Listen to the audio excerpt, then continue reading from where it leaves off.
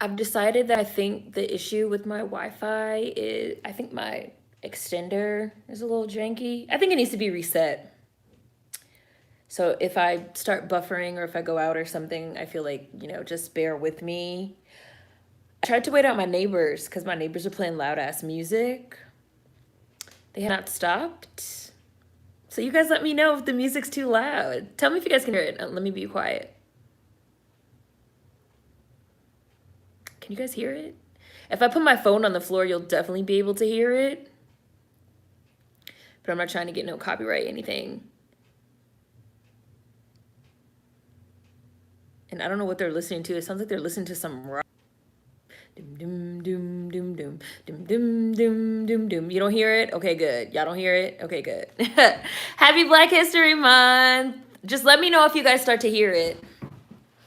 And we'll have to go because they decided, It's really funny. This room, my back room where I like film my videos and like do my live streams and stuff now. Oh, a hidden figure suggestion. This name looks familiar, Camp Powhatan. I might have done this. I feel like I've done that woman already. Can you jog my memory of what she did, Camp Powhatan? Because I'm pretty sure that name looks really familiar. I know the Hidden Figures playlist has a lot of videos, but hi Jules, hi Vanity, hi Stardagger, hi Mel. Okay, glad you guys don't hear the music. Hi, Mr. Yo King. Oh, what I was gonna say was this room is like situated in a really interesting spot because it also has a window and the window faces the alley and the garbage is back there, which is why sometimes you guys can like hear the fucking garbage truck because it's like right there outside the window. And then my neighbors like to like listen to music and argue. Hi, Mr. Yo King. Hi, Little Faith. Hi, Sade. Happy Black History Month. Hi, Alexandra. Hi, James. Hi, Larice. I'm going to start keeping like, I feel like all week I be having like stuff that I think about and like little bullet points and stuff that I be in my head thinking like, oh man, I want to like bring this up during the Thursday live stream. I want to bring up this. I want to bring up this. I want to talk about this. And then as soon as we start, they just like all fly out of my head and I'd never remember. It is not called Thursday Bake because I'm high. No. How can you still be confused? Why? I'm just asking, why did you use the word still? Like, why did you use that still? What is that? Is that a descriptor or a conjunction? Why did you use that? Y'all really don't hear that? Doom, doom, doom, doom. Y'all said y'all don't hear it, I guess. Has YouTube's live stream quality been really bad for anyone else? Has it? Hi, Kakashi Cowboy. Hi, Lace Case. Hi, Absurd. Look, Absurd, you have your little blue. Hi, Leo. Hi, Owen. Hi, Lex. Thank you. I might have done her. I don't know, though. We'll see. I don't understand this question. I'm sorry. I don't understand this question. Terrell, I don't understand your question. Hi, Ocean View. Hi, Deadly Gamer. Hi, Sim. Hi, Shim Jim. Happy Black History Month. How was it Thursday again? Evernote? What is that? Hi, Shim Jim. Hi, Cher. Hi, Paris. Hi, Kylo. Hi, Savannah. Avant-Garde said the same thing. Can't believe it's already Thursday again.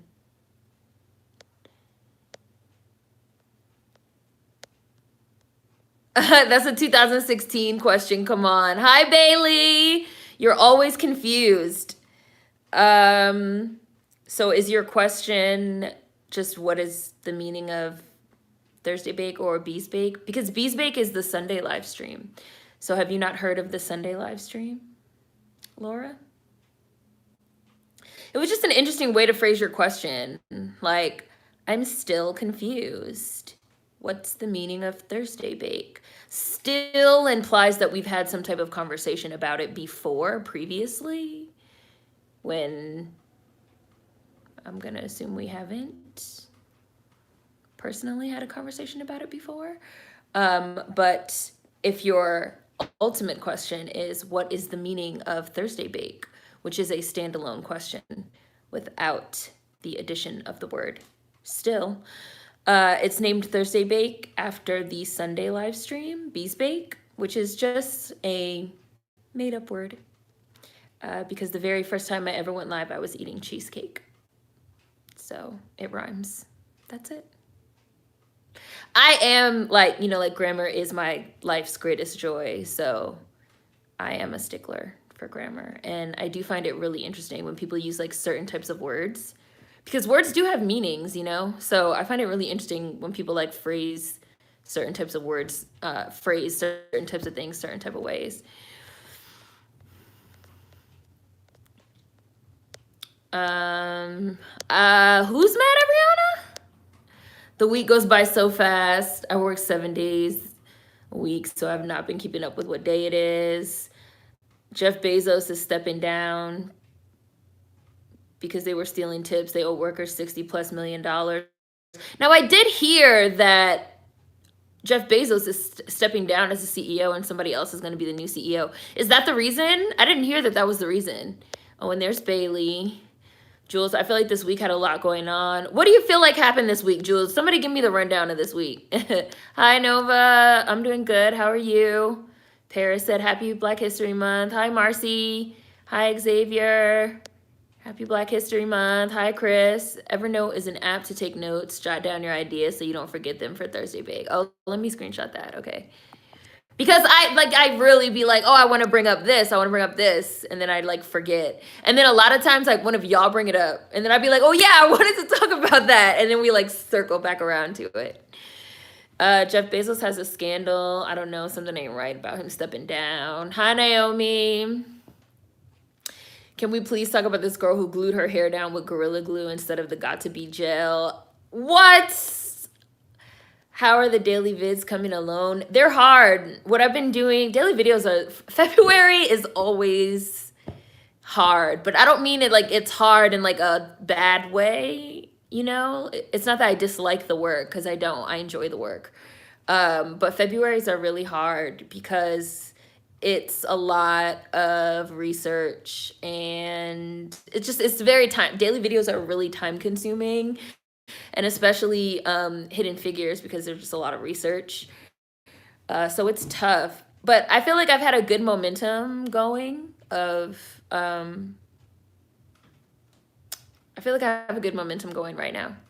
So I'm trying to do every video at least one day in advance. Have I done tomorrow's video yet?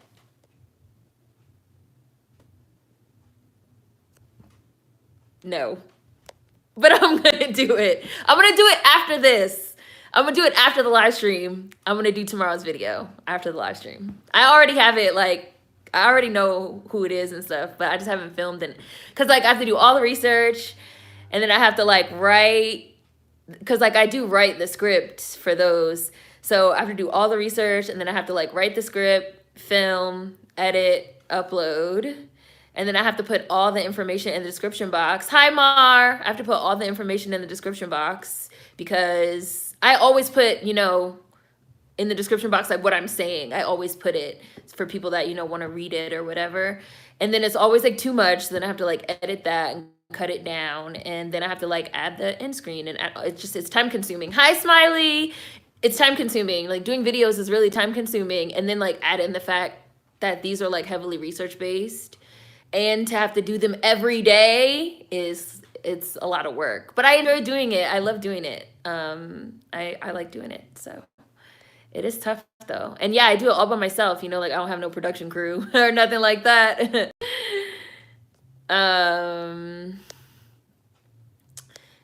Hi, World Lover. Is that real? I thought she was trolling. She just need to shave it all off because her hair ain't coming back.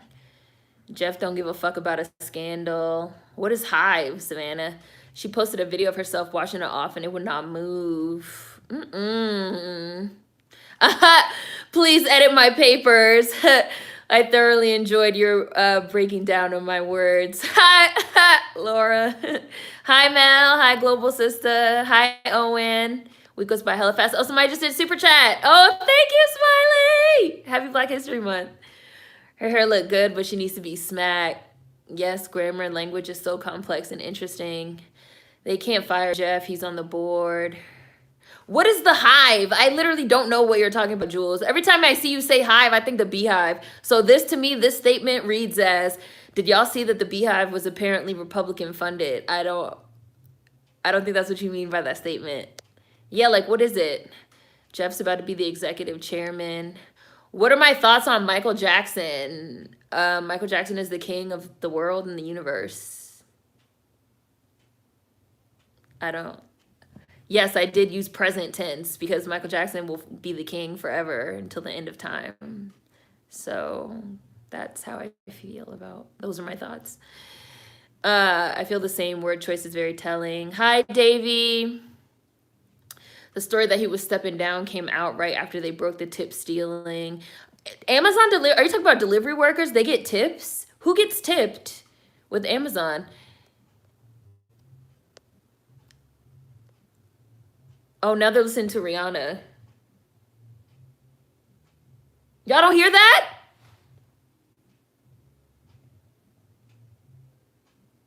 They're listening to Same Old Mistakes now by Rihanna. You can hear the bass, Mel? Oh, somebody else just did super chat. Thank you, Vay. Oh, Amazon Flex drivers, they deliver food. Yes, Flex delivery workers were getting tips. You can hear it a little more? Oh, I think they just turned it down a little bit. I think they heard me. I'm gonna go downstairs one day and like bring them a pie or something. And we could just like sit down and talk about all the things we've heard through the floor of each other's lives. Yeah, they definitely just turned it down a little bit. They definitely just turned it down. I'm pretty sure they just heard me say my downstairs neighbors are listening to Same Old Mistakes by Rihanna. Have I ever met them? No, I've never met them. My across the hall neighbor, I just saw for the first time yesterday. Hi, Mo.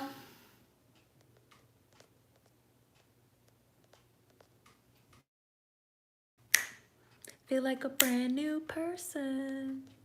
It's the jam. Oh, y'all feeling rich today. Super chat. Thank you, Desiree. I'm glad they're listening to Anti. I mean, they have good taste. Like, they was listening to Good Kid, Mad City one time. Like, they're listening to Anti right now. You know, as long as they don't listen to no mess.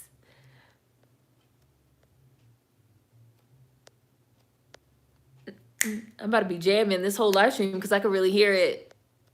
And I love this song. Feel like a brand new person. I love the Marva Collins vid and how she proved the bell curve guy wrong single-handedly.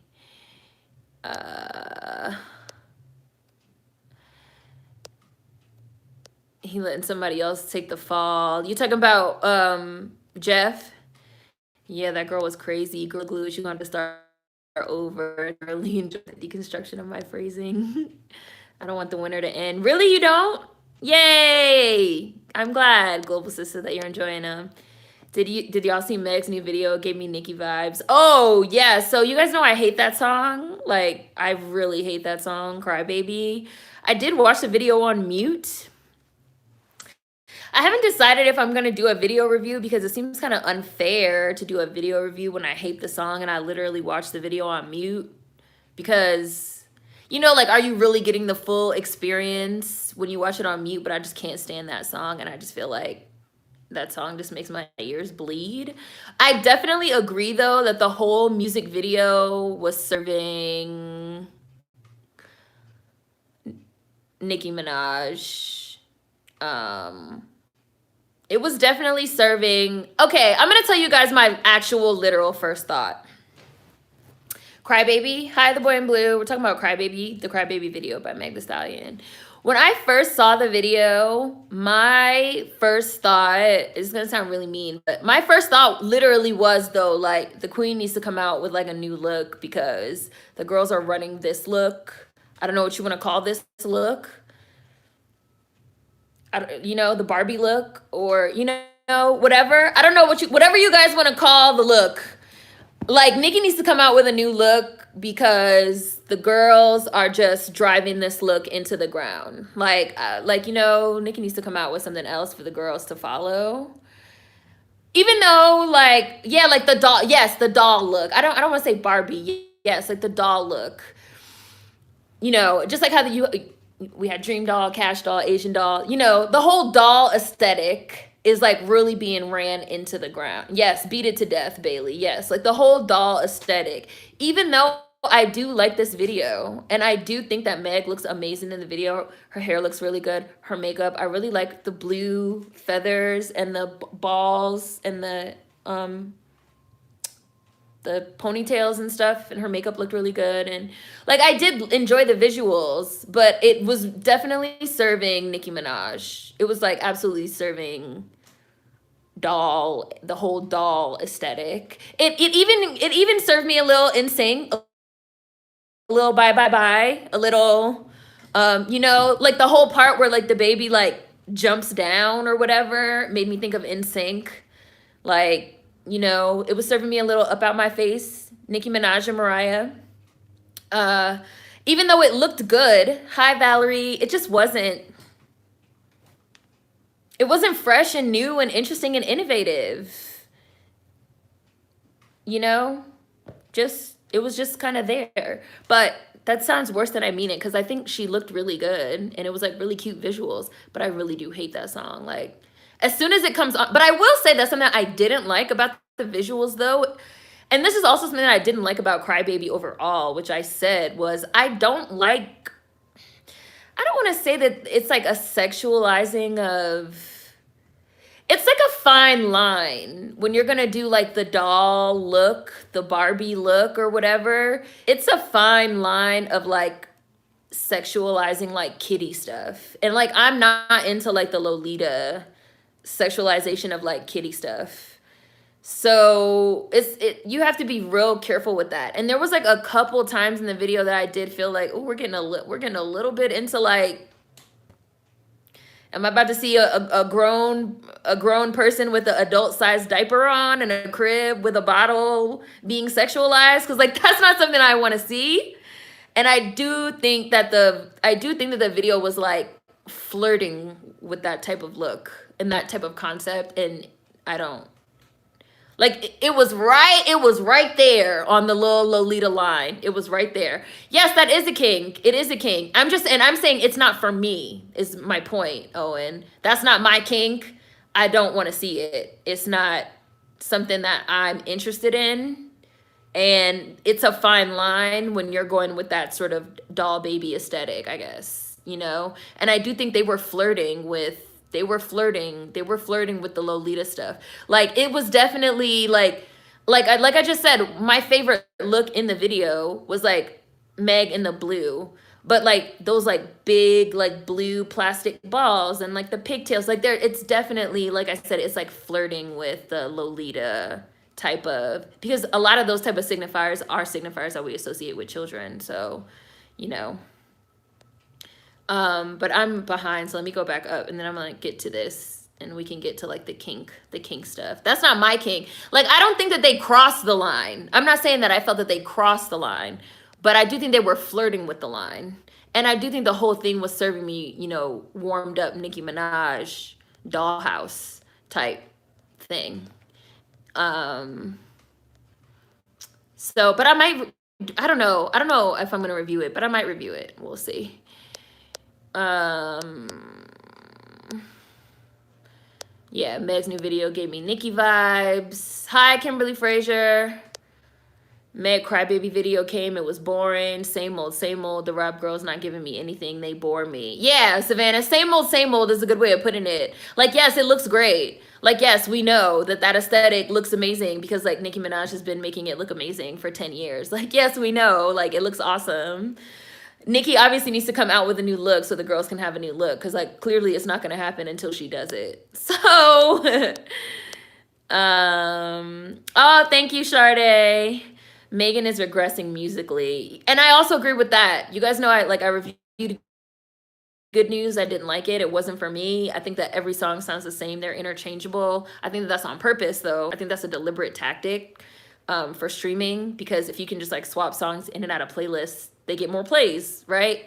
And all structure was not it for me. All the songs are also clearly designed for TikTok. The video is obviously sort of the Nicki Minaj look that's like hot. You know, it's just like everything that Megan's doing right now just seems all very basic. And I don't mean that in like, oh, basic bitch, but it's really like, really is a level, like, you know, basic, premium. I don't feel like Megan is doing anything premium right now, even though I do still think she has the capability to be a premium artist, which I said in the Good News video review, which is why I was so disappointed by Good News, because I felt like if you have the skills and the talent and the looks, the face, the body, everything to be a premium artist, like, why are you not being a premium artist? Like, why are you basically becoming an internet personality? Like, we were just talking about this on Discord.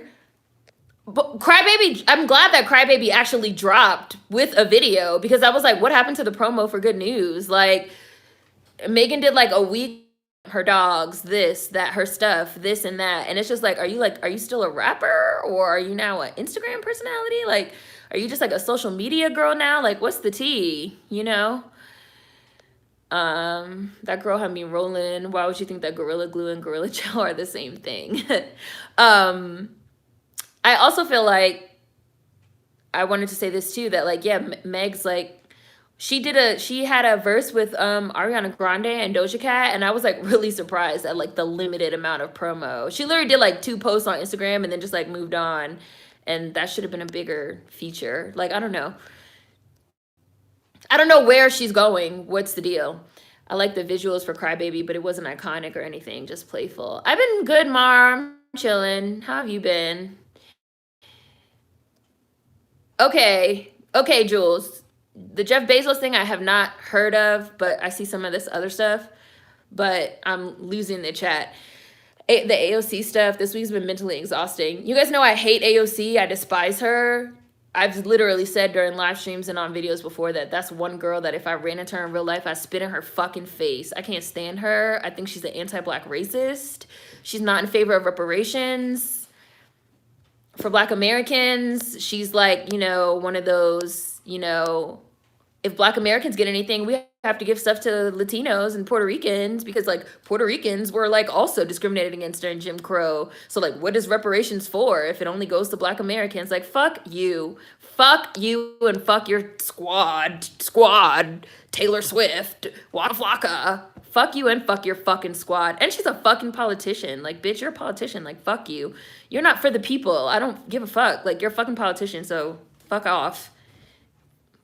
She's not no damn leftist either. Like, she keeps pretending. You're not no damn progressive, bitch. Shut the fuck up.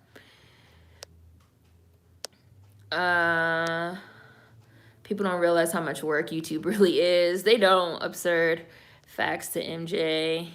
If anyone says Hive, I think Teen Titans. It's a new social media app. It's like MySpace, but it's basically canceled. Oh, well, hey. I don't like social media. I don't like social media, so I don't keep up with social media. When I first got on YouTube, I didn't have any social media. The only social media I had was Tumblr, and that was it. And then I made this YouTube. And then people really wanted me to make a Twitter. So because there were a lot of people that were like, they don't have a YouTube account, so they can't log in and leave comments, but they want to interact with me. So they wanted me to make a Twitter. So then I made a Twitter, and then they wanted me to make an Instagram. So then I made an Instagram. That was how I even got any of the pages that I have now. So, but I do not keep up with social media, you guys. I don't care. You guys know I'm against digital surveillance, so I don't keep up with these platforms, like, and I'm against like these algorithms and these ads and like all that. So I don't care about these platforms. Maybe that makes me like a bad internet person, but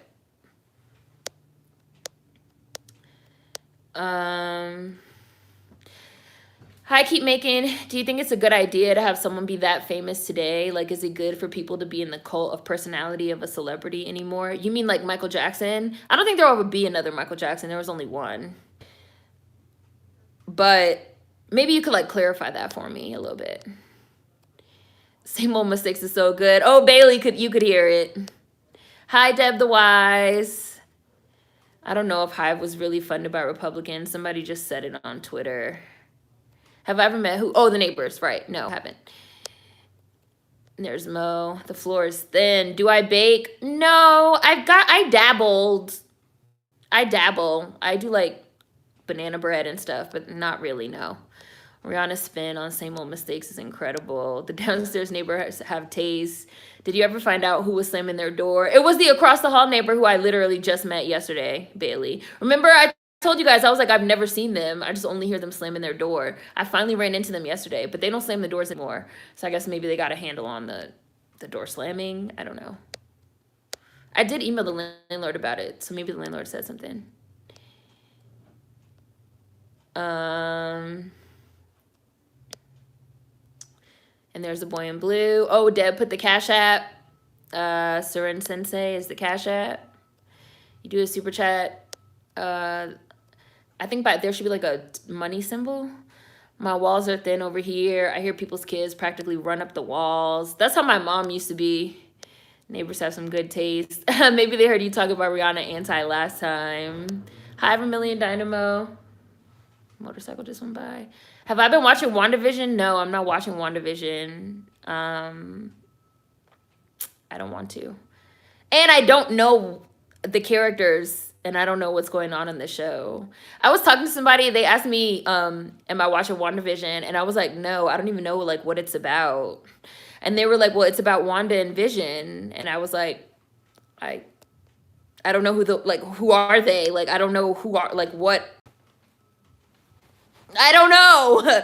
And they were like, oh, well, they were introduced in like one of the Avengers movies or something. And I was like, I literally only saw the first one and I hated it so much I wanted to walk out and get my money back. Like, I don't know who these people are. Yes, Rihanna did a remake of the Tame Impala song. And they were just playing the Rihanna version. I could like hear her voice, JB. Rihanna said something about what's going on in India and people are upset. No knowledge of that, but I'm sure Rihanna's gonna go home and smoke a fat blunt and not care. I was just listening to a mix of Same Old Mistakes with the original and it was so good. I liked it, but her version is definitely better. Hi, Sincere.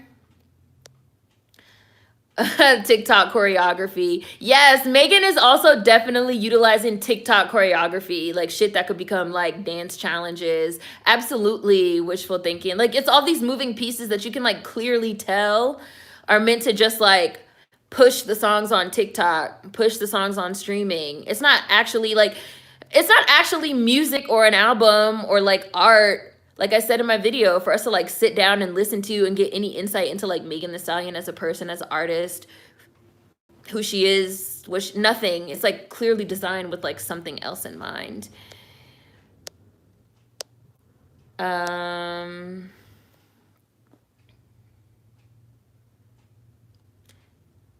Bro, y'all be using all these words instead of pandemic, and I'd be like, I don't know what you're talking about. You wrote panini.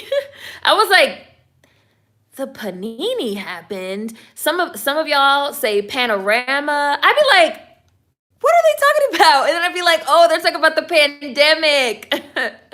Y'all in these, I love y'all.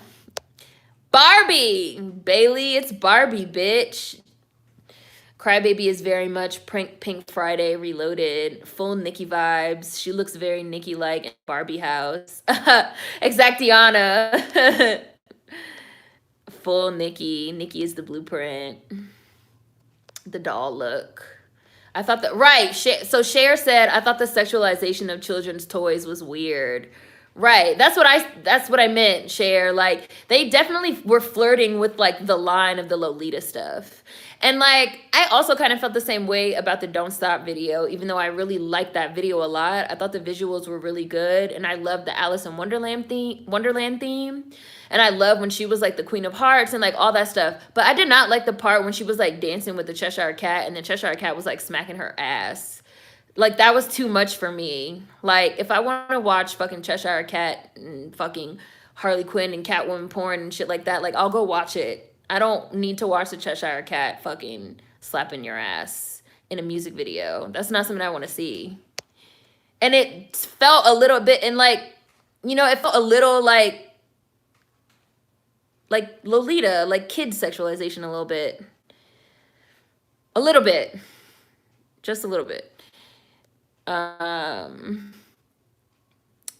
They're beating Nicki's aesthetic to death.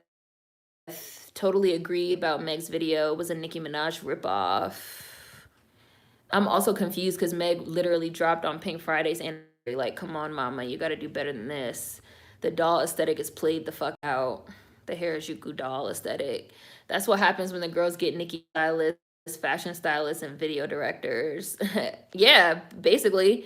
Meg just needs to bring it back to the Tina Snow era. Bring back Tina.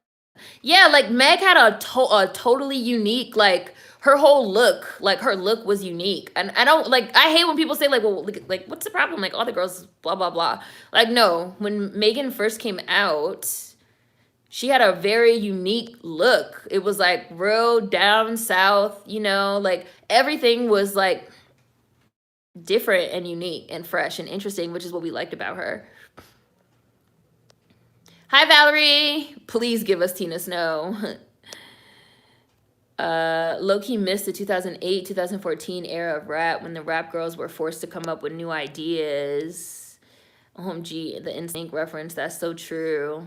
Megan should have based the music video off the Crybaby movie. Yes, I would have loved that so much more, Lynn, because I love that movie. That's like one of my favorite movies, and like hardly anybody has ever heard of it, with Johnny Depp. That would have been way better, especially because she also had a male feature with the baby. So if they had like based the video off the Crybaby movie, and like she could have been the good girl, and the baby could have been Crybaby, the Johnny Depp like character, like they could have did a whole, like they could have did the whole plot of the movie. But instead they like went in this like very obvious like Lolita lane instead.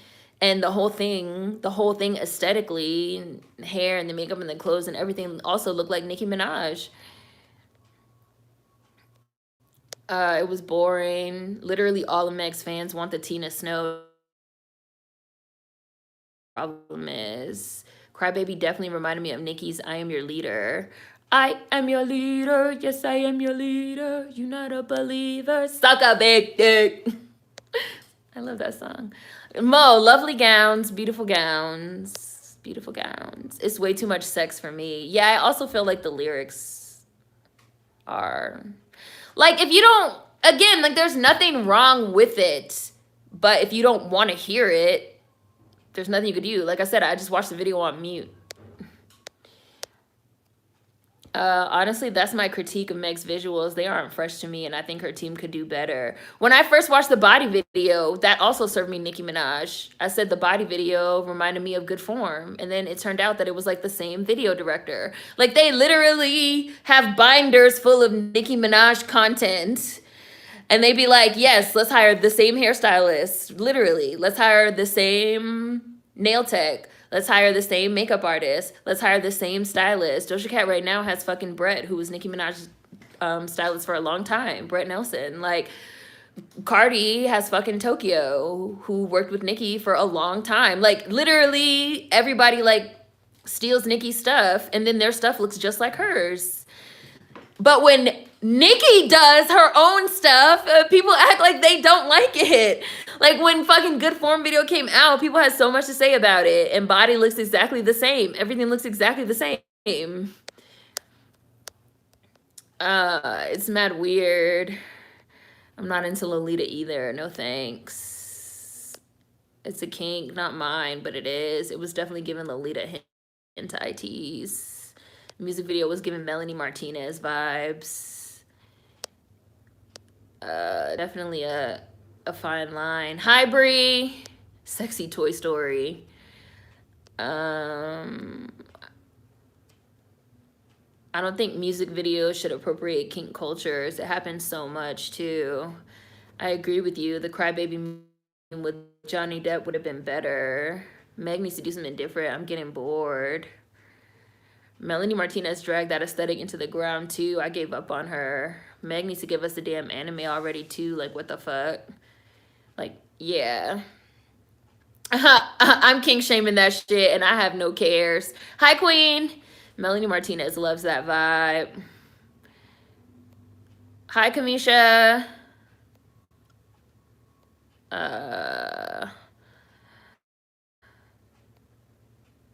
Yeah, we're allowed to voice our opinions on the kinks that we do or do not like. Boundaries are okay. Thoughts on the Chloe Bailey situation? Man, I filmed a whole video in my car about it, but I feel like y'all not gonna like it. The thing with legit kinksters is they understand consent. Using kink to seem edgy or futuristic isn't consensual. Yes, Meg was given very much Pink Friday. It's 2 steps forward and 1 step back with Megan. The Chloe Bailey situation seems orchestrated. Nobody from where I could see was hating on her. I don't... Okay, I'm going to say what I think about the situation. I might still post my car video on it, but I don't know. That y'all might feel like that video is kind of like harsh. But...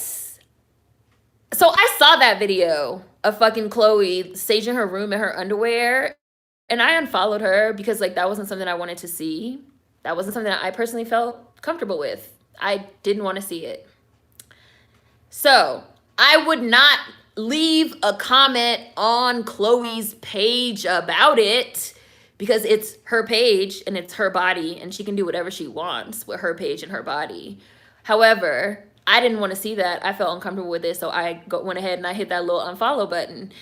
I feel like her going live to cry about it was totally unnecessary. And I kind of felt like she was being a crybaby about it, you know? And I know she's like young or whatever, but I also don't really feel like that's an excuse when she's 22 years old and she's posting videos of herself in her underwear, staging in her bedroom. Like, not everybody's gonna want to see that. And when you uploaded it, now again, I don't think that it was like anybody's prerogative to like leave comments on her page. All you have to do is like X out if you don't want to see it. You can't really tell her what to do with her body on her page. However, like, you just like surprise motherfuckers with like a literal video of you in your fucking underwear. Like, I was like, whoa! When I saw it, I was like, I don't really want to see you in your, like, that's not something I want to see. You posted it to your public page with comments open and all that. Like, and I felt like if she felt so strongly about it, like, why didn't she just turn the comments off? Like, if you feel so strongly about it, like, just turn the comments off. Going live to cry about it, and I felt like she was being really disingenuous as well. Oh, I didn't know. No, like, you're grown. Exactly, Paris, like, you're grown. Like, you want everybody to know that you're grown. You want everybody to know that you're grown. Like, you a grown bitch now. You 22. You're coming into your sexuality. You're in charge of your body, all that. And that's great. Own it. Be on your Rihanna. Do my titties offend you? They're just titties, you know? Like, but getting onto, oh, boo-hoo, oh, I didn't know. Everyone's being so mean and negative. Like, bitch, if you're old enough to post a video of yourself in your drawers, staging your room, then you're old enough to deal with, I don't want to necessarily even say backlash, because I also didn't see very many people giving her backlash. But, like, you literally uploaded it to a public forum with comments turned on. So obviously you were expecting something, because then I saw people being like, well, you know, maybe it was just for her. If it was just for her, then why did she upload it to her public page with the comments turned on? Like, you obviously wanted something. Like, you wanted something, right? Like, you can't say exactly, I didn't do it for attention. Literally every post on social media is for attention. Stop it, Chloe. Right? Like, people don't seem to, number one, people don't seem to understand that, like, the underlying idea of social media is consumption. Literally everything that you put on social media is going to be consumed, right? I upload videos on YouTube. I go live. I make posts on Instagram. I make posts in the community tab. Obviously, the underlying sentiment there is that this is content that I'm putting out for consumption. There's plenty of videos that I film that I never upload, y'all never see. There's plenty of shit that I take pictures of, my food, trips, my clothes. I do an end of the year post with all my favorite outfits. Most of those outfits y'all have never seen throughout the year because I get dressed for myself. I take those pictures for myself. I take pictures of my food, videos of my food, shit like that for myself. It's really for myself. I don't then upload it with comments turned on so that people can can consume it and then give me feedback. So number one, like, it's really disingenuous to be like, I didn't know and I wasn't doing it for attention. That's kind of a lie. Like, I don't think that's true. And number two, you're grown. This whole thing is supposed to be about you becoming grown and you growing up and you being a grown woman. So you can't then turn around and cry and act like a child and you don't understand what's going on. You shouldn't even care. I don't even think she should care. She should, like I said, she should take a page out of Rihanna's book and be like, yes, this is my body. I posted my butt. Titties too. Like, if you don't like it, get the fuck off my page. Not cry about how, oh, people are being so mean to me. People are being so mean to me because they did not want to see me in my underwear. Well, if you didn't want to see the reactions, then you could have turned the comments off too. Like, you're a celebrity. Like, you have so many fucking tools at your disposal that regular people that are actually being fucking harassed don't have. It rubbed me the wrong way. It very much served me Summer Walker. It very much served me the girls are quitting. The girls can't handle any type of criticism or negative feedback. I think she was expecting the mostly positive responses as they've been accustomed to. Right. Like, I'm pretty sure if everybody was like, oh my God, you look so amazing and wonderful, it wouldn't have been no problem. If it was the same feedback as a silhouette challenge, it wouldn't have been no problem. If it was the same feedback as like the busted challenge, it wouldn't have been no problem. But the fact that she actually got people saying they weren't comfortable with it, they felt like it was inappropriate. I'm not even talking about like the pieces of shit that like shame and stuff like that. But like her literally being like, well, I didn't know and now I'm crying because like people are mean. You can literally turn comments off, X out. These are strangers on the internet, people that don't know you. Like, you can turn off comments, you can X out. Like, you're literally, like, you're in an exchange with people right now that you don't have to be. You're in an exchange with people that you're putting yourself in. You chose to upload that video with the comments on. At any moment, you could have turned the comments off, all that. So you want feedback. You want feedback. You don't want to turn the comments off because you don't want to stop the feedback, but you want positive feedback. It's also very much serving me, Cardi. It's also very much serving me, you have to have your nose up my asshole or else I don't like it. And I don't like that. And she's too young for that. Like, you're growing up. It's going to be people that don't like you. And I know, and I said this in my video, and I said, I was like, it's going to be some Gen Z people that don't like it. But I do feel like a lot of Gen Z people have an issue with feedback or something. Like, they don't, like, you really, like, they cannot handle anything that's not positive. I don't know if it's from like growing up in like the everybody gets a medal culture, everybody's fine culture, everybody's great, participation trophy. Smiley said toxic positivity culture. It's like, right, like, not everyone's gonna like you. So what? Get over it. The crying was too much for me. It was too much for me. It was a no for me, dog. It was a no for me. And I feel like I've been really consistent on how I feel about this. Like, I'm tired of your faves complaining now. And I'm tired of, yes, the internet is way more toxic nowadays than in the age of Rihanna and Beyonce. I agree with that as well. But I also agree with I feel like people have way more tools now than they used to have. Yeah, Chloe is still young, but she's trying to be grown. This is what I don't like about the she's a young girl argument. You can't be grown enough to post your ass on Instagram and then not grown enough to get some feedback on it.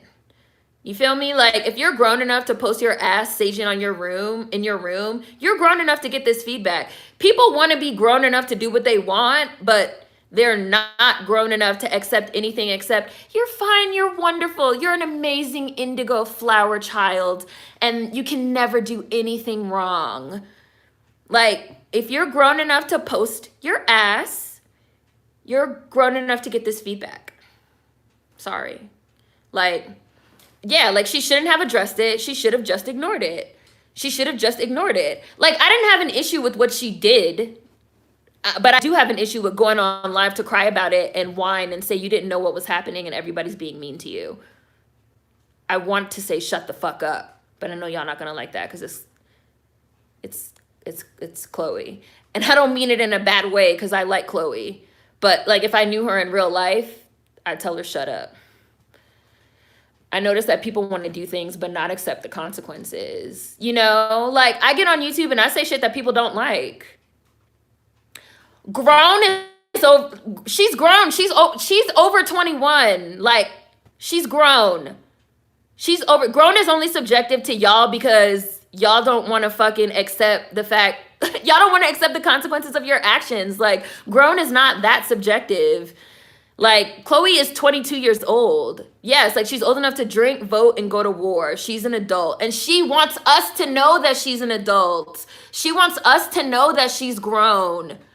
She's going out of her way to tell us that she's grown and sexy, Owen. So how is it that when she's going out of her way to tell us that she's grown and sexy, but now that she's getting some negative blowback, she's a child and being grown is subjective? If she's a child and being grown is subjective, then she shouldn't be uploading fucking videos of herself in her underwear if she's a kid, right?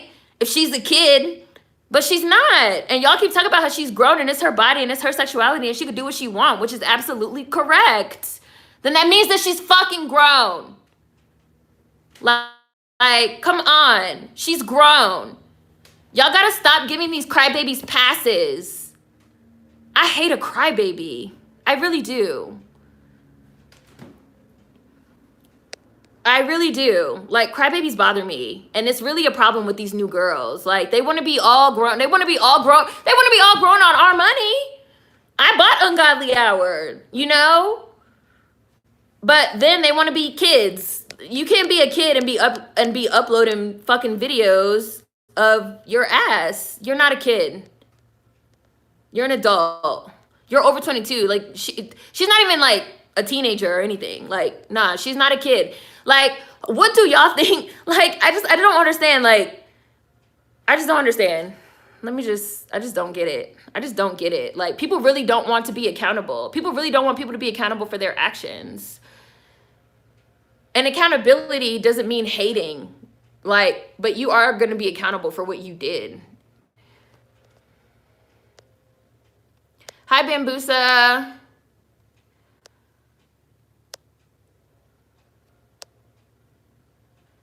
No, exactly, Nova. I'm way behind the comments. Meg was a breath of fresh air because she was different. Meg is a city girl now. She's blending in. I'm over this. Now that you mention it, this divorcing of Meg from her Southern-inspired aesthetic seems deliberate, too. Let me screenshot that. That's an interesting comment, Vermilion.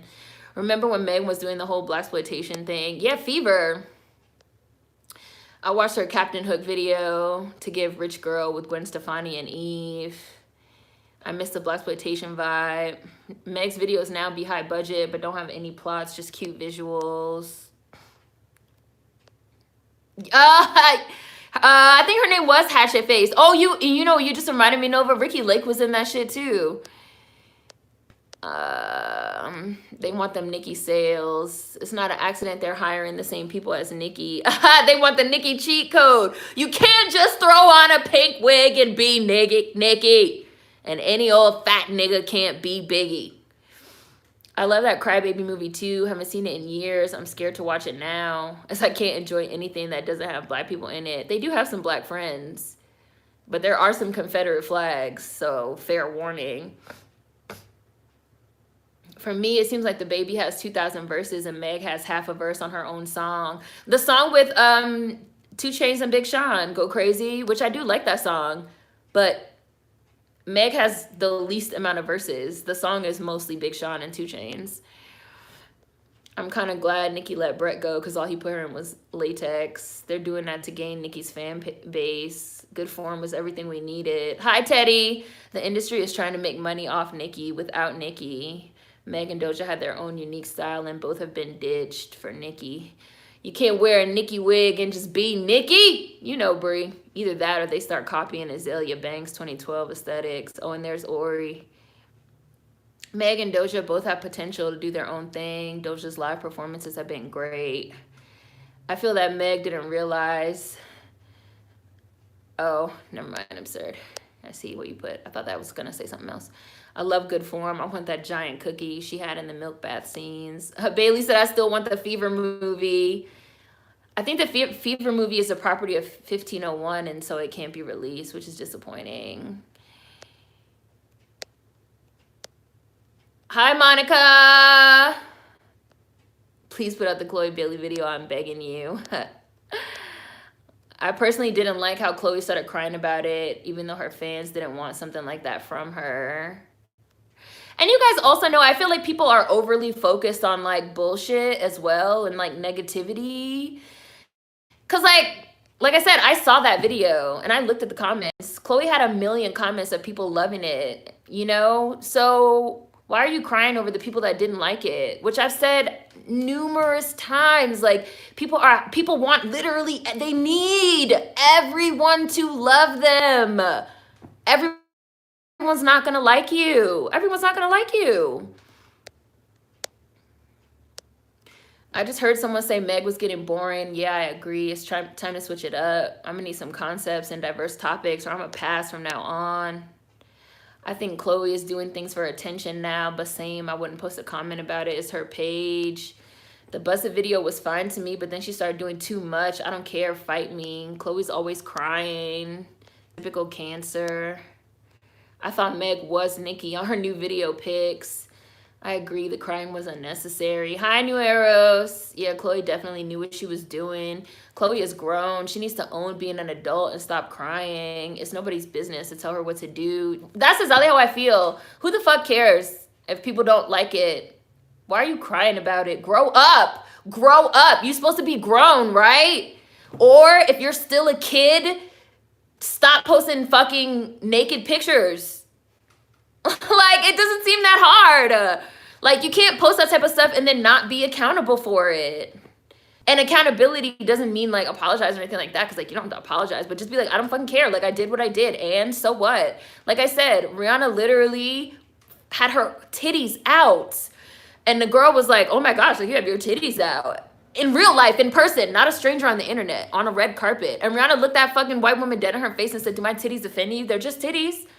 Like, I'm sorry, these girls have no excuse. And if they're too sensitive, then when you post your naked ass pictures, turn the comments off. This seems like a really easy solution. But this is only a solution when you really don't care what people think. And instead, these girls need everybody and their mama to love them and have their nose up their asshole. Cardi B syndrome. And I didn't like it when Cardi B did it. And I didn't like it when Summer Walker wouldn't stop complaining. And I don't like it with Chloe either. Even though I like Chloe, but I don't like this type of behavior. Chloe is pulling a Meg. She cares way too much about what people on social media think. Keep the negative comments to yourselves, but also think, Chloe, none of this matters. Hi, Chariot Man Gaming. I wish she didn't reply and just turn the comments off. She needs to just own it. Exactly.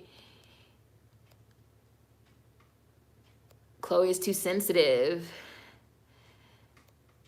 The Sage video was definitely too much. It seemed like something you would send to a significant other and not post online.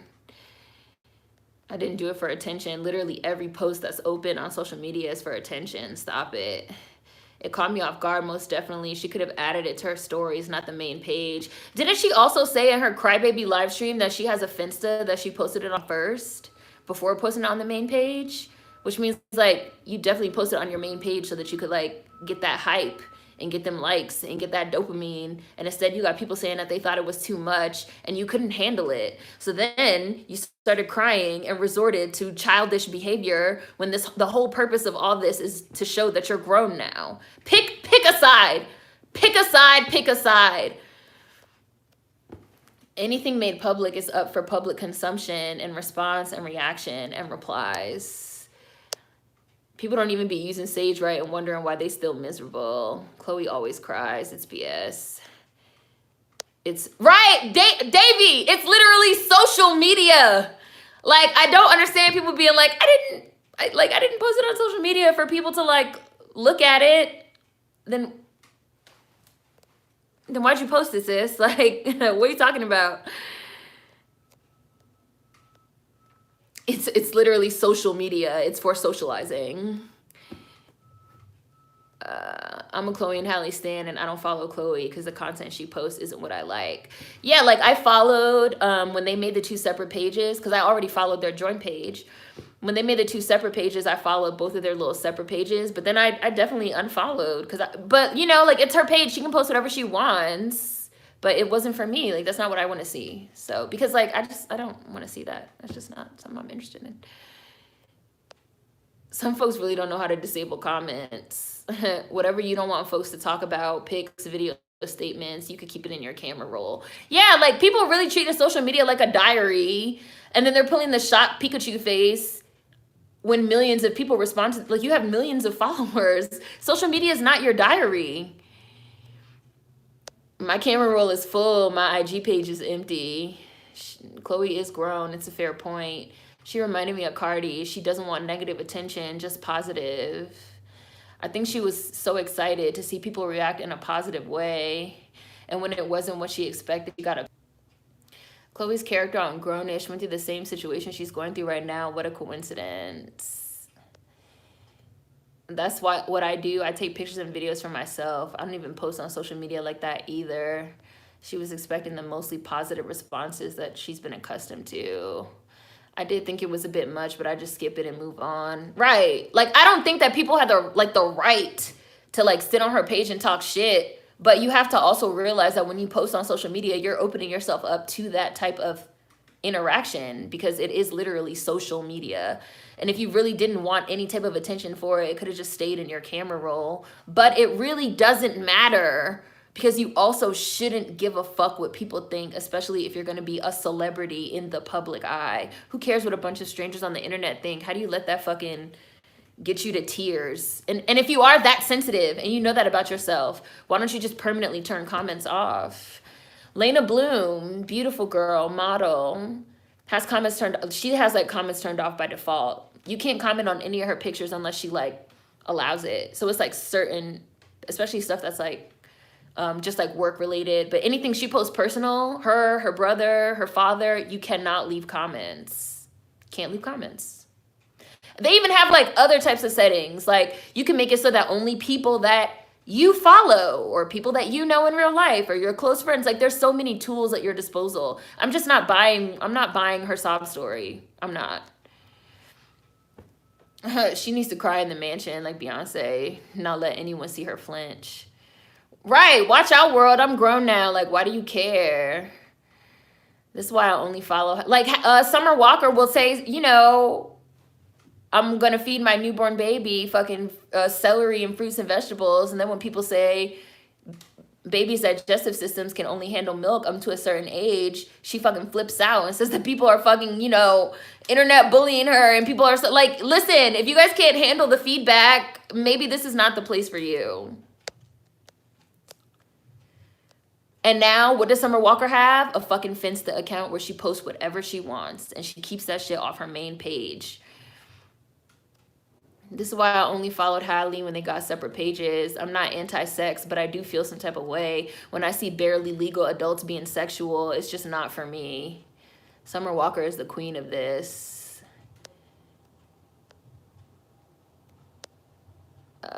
Thank you, Vermilion Dynamo. That was definitely the name of the video. I'm tired of your faves complaining now. The girls are quitting wedding video is starting to become applicable to a lot of girls. It's truly timeless.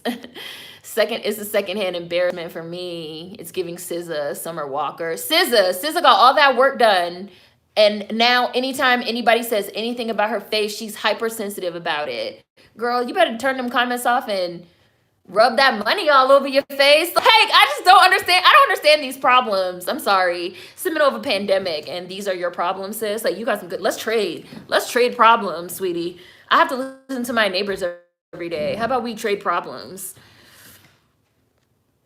It's giving SZA, Summer Walker. Instagram's going to be the downfall for so many young people with how much they expose, yet complain about the backlash. Stand in it since it was your choice to post such things, not cry about it. Exactly, Smiley.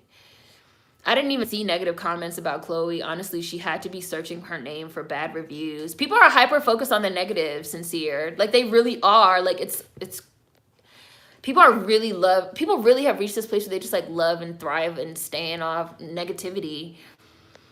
No Name and Summer, get out the tiny violins every time you see them trending. Yeah, it's manipulative. We have to be more honest with our relationship with social media and our pages. Celebs have to understand this. Toxic positivity culture. You're not too young to not understand that not everyone's gonna like you. Accountability is dead. This is everyone gets a trophy culture. That is lesson 1. You will not be universally liked. Not even God is universally liked. Ty Marcus. Beyonce was criticized for years. People said she couldn't sing. Destiny's Child outfits were tacky. Beyonce's on record as saying that, like, she was depressed. Like, you know. Chloe has also never had a personal Instagram. Chloe and Halle have been following the Beyonce social media stimulus package model up until a week ago. She wasn't ready. People are mean outside that fan echo chamber. She wasn't ready. But that means that, again, that means that she shouldn't have posted it.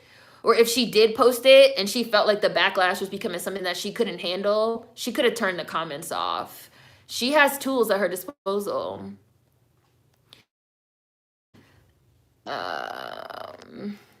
Absolutely agree. Gen Zers don't want to hear anything but praise. They could also have people manage their pages for them. They have a lot of tools. Another suggestion, Sade. Like, I'm sorry, like, they have too many tools at their disposal to be crying. That's what I basically said. I don't have an issue with her body, but what she did wasn't unique or trailblazing. Someone yelled at me that I was her sexuality, huh? Like, you know, like, want to see her stage in her room in her underwear. That doesn't mean you're oppressing her sexuality. Like, you just don't want to see it. Like I said, I don't think anybody has the right to tell her what to post on her page, and we can all unfollow for ourselves. But we don't all have to want to look at it. We're not required. Sorry, we're not. I feel like she shouldn't have addressed it. She should have just ignored it. Yeah.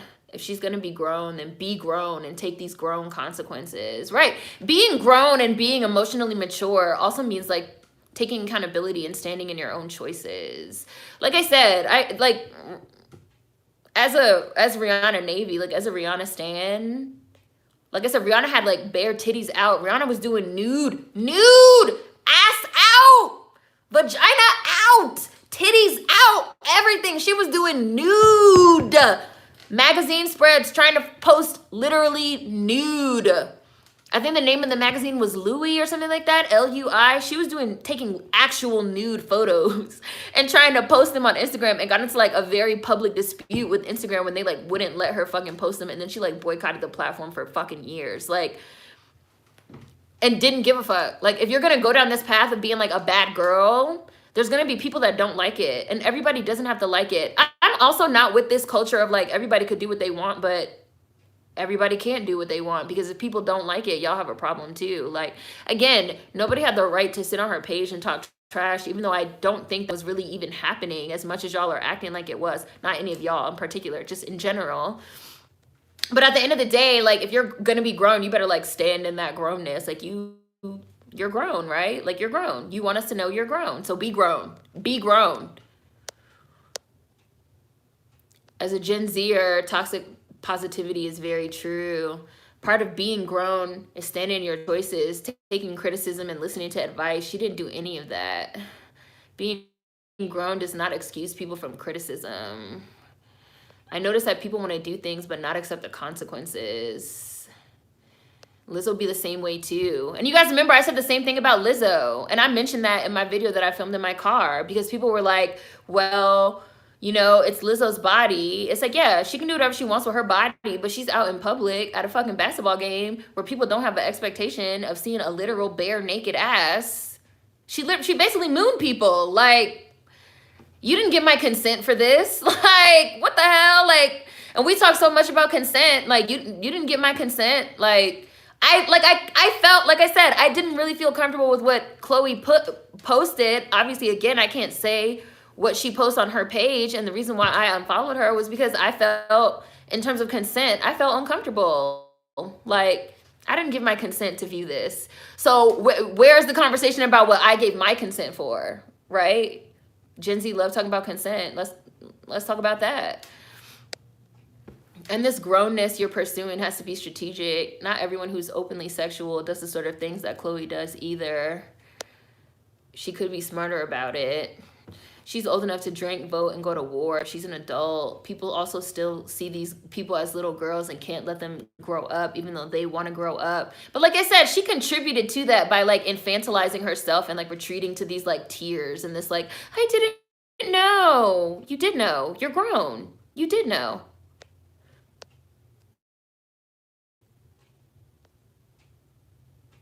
To clarify, the bad decision she made was to take the feedback so personally and not roll with the punches. The key word is accountability. Right. That's the only thing she did that I didn't like. Serena had people mad, trending for 4 consecutive years. Also, people can have criticisms about actions that aren't about the person themselves, but that nuance is too much for many. She can learn like everyone else. Chloe is a crybaby on live all the time. I personally don't like crybabies. It's just like my pet peeve. Just like I don't like people that don't have a sense of humor. It's annoying to me. It's like, shut up. Okay. Like, go ahead and you with the stick up your ass and like you with the tears, please go somewhere. Cause I don't care, and I'm not gonna remove the stick from your ass, and I'm not gonna, you know, use my handkerchief to wipe your tears because I don't care. I'm gonna give you a cup for them tears and I'm gonna drink them. And I'm gonna put my foot up your ass along with that stick so you'll shut up. Social media is harsh and that doesn't make it right. She's a young woman that's growing into womanhood, but she is choosing to express it on camera. So she'll need to be ready for that. Right. She wants to be grown with teenager privileges. I feel that, oh, look, Sim said, I feel the same way about free speech. You can say what you want, but don't be surprised if people talk back to you. Right. Like, that's exactly what this is. Like, yeah, you could say and do whatever you want, and other people can too. That shit is not a one-way street. So y'all can't be mad at people for responding to her, even if they responded in a way that you as a fan personally don't like. The mental gymnastics to coddle is fascinating. I was fine with whatever she was doing until the underwear video. That was tacky and too much, and she should have expected that people weren't with it, gonna be with it. That Drake follow hyped her up. I feel like do what you want, but don't be surprised at the outcome. Hi, Nicole.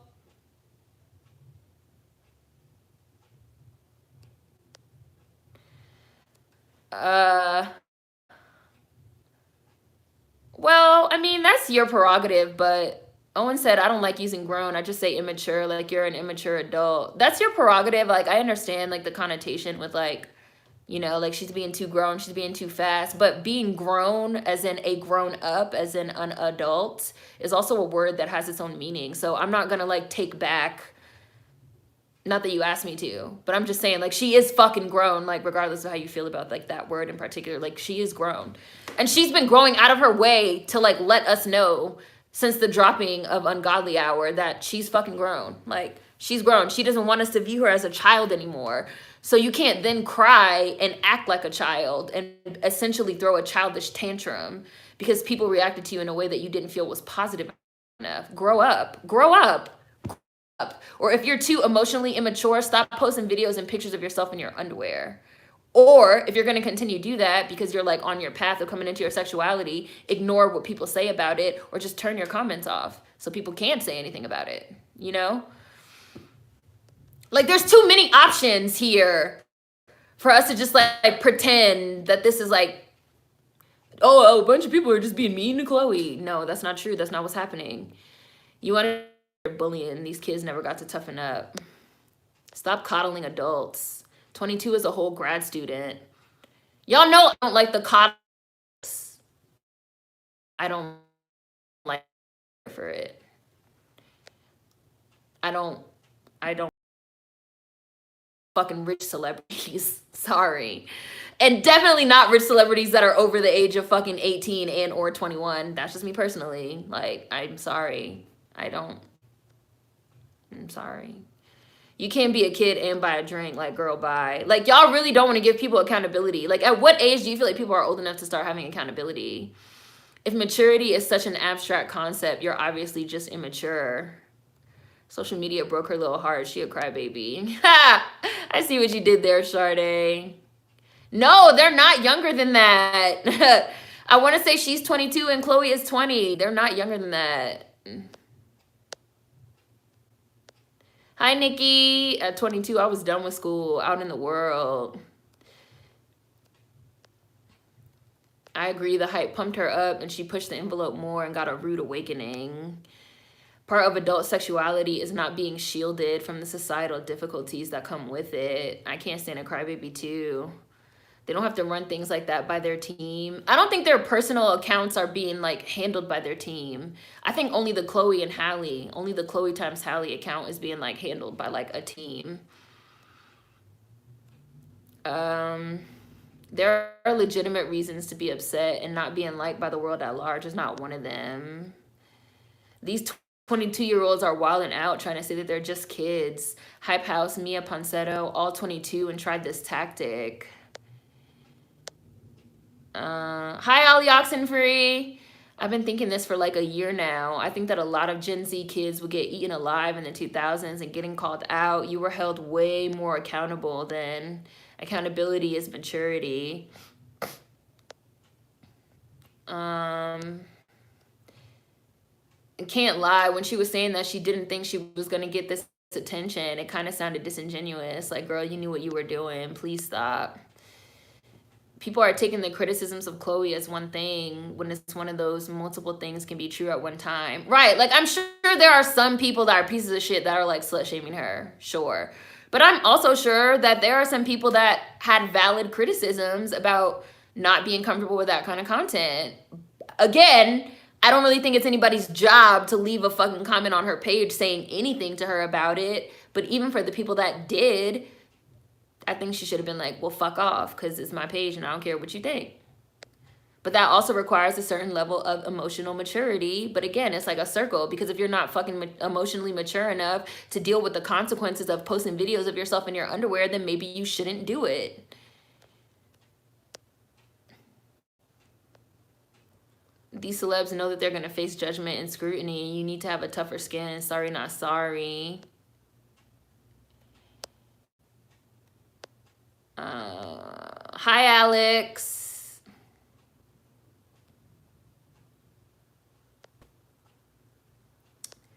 Hi, Jem. I think celebrities under a certain age move differently.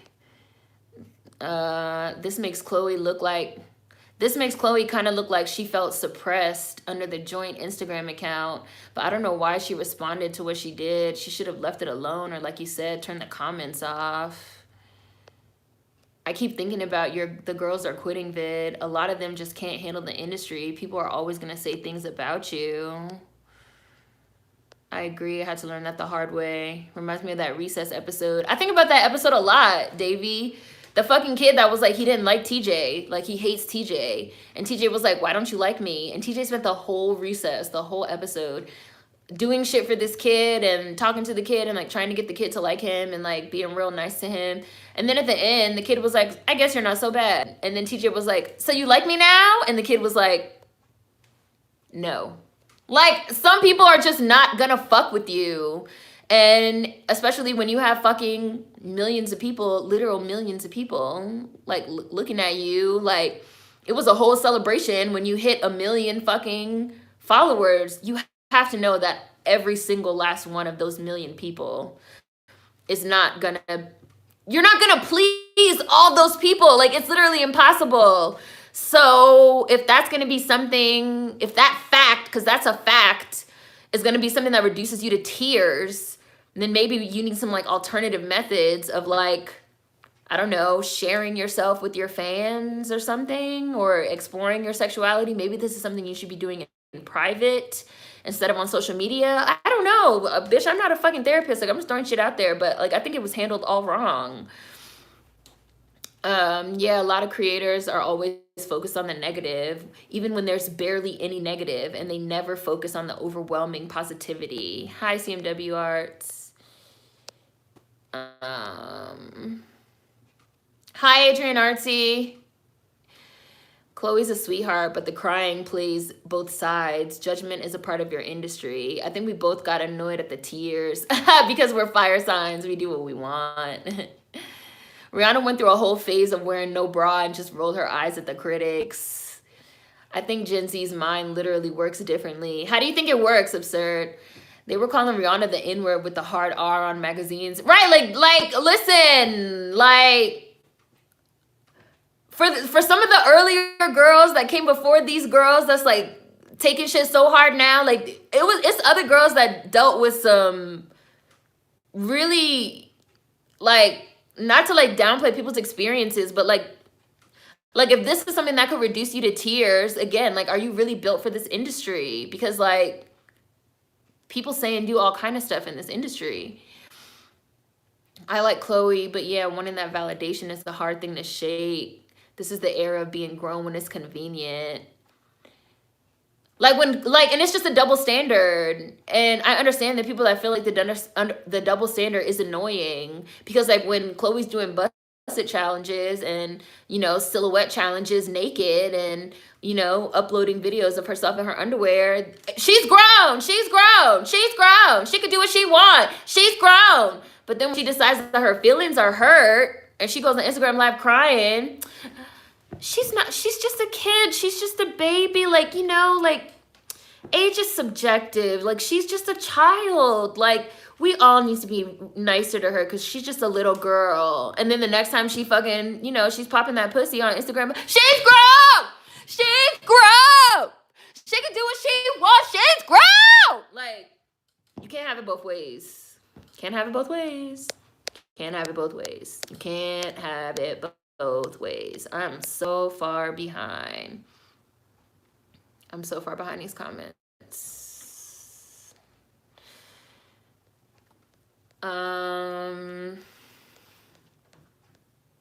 Where was I? There. Some people don't even need a real reason to like you. A lot of people can't handle that.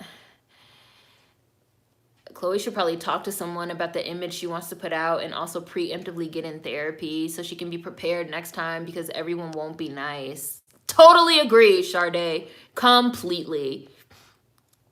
That's when mentorship comes into play. Then you'll have people to guide you to make better choices. Don't read the comments and don't search your name. Post it, then let the media team delete the trash. Someone stay consistent with that whining. I really hate whining. Like, I really hate whining. Like, I fucking hate whining. Like, whining and crying to me is like nails on a chalkboard. Like, please get away from me. No coddle zone here. She's such a cancer. Too much tears. Hi, Jaren. I like Chloe in her underwear, but yeah, pick a side. Gen Z spent their whole life on social media. Their brains are wired to be attuned to that. You can't share with yourself. I love the shocked Pikachu face. They'd be like people really be shocked. I feel like we reverted to some degree of the Wild Wild West consciousness of the early internet. A lot of Gen Zers just can't fathom its unpredictability. I think that's part of it too, because you do have a lot of people that came up on the algorithm And so they're used to like algorithmic, you know, just being served what they want on a platter. And then when they get somebody that comes in and that person is like, actually, fuck you and fuck this shit that you like. And fuck these pictures and fuck these videos. They're like, oh no, like they can't take it, you know?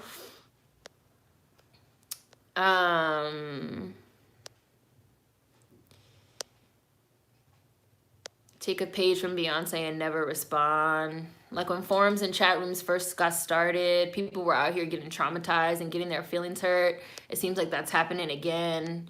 Gen Z needs to not care. I think it comes with growing up on social media.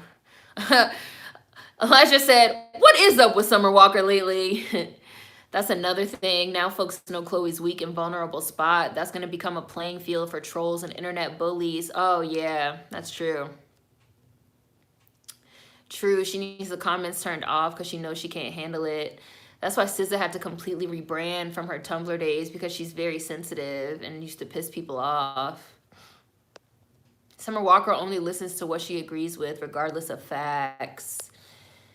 Nikki only has her... Exactly, Naomi. Like, there's options. Nikki only has her IG comments where only people she follows can comment.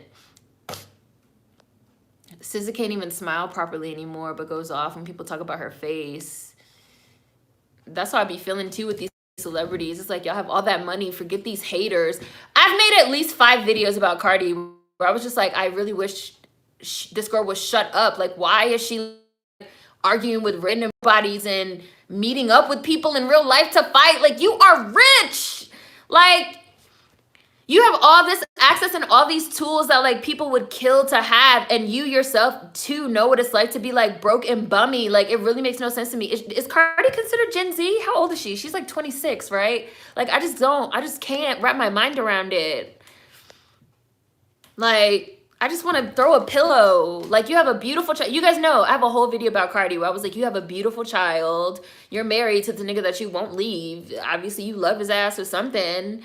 Like, you have all this money, you have all these fans, you have a Grammy that was bought and paid for, but you know, whatever. Like, you have all the things you ever wanted and you're still miserable and you're so sensitive. You're such a crybaby. Like, I will never understand it.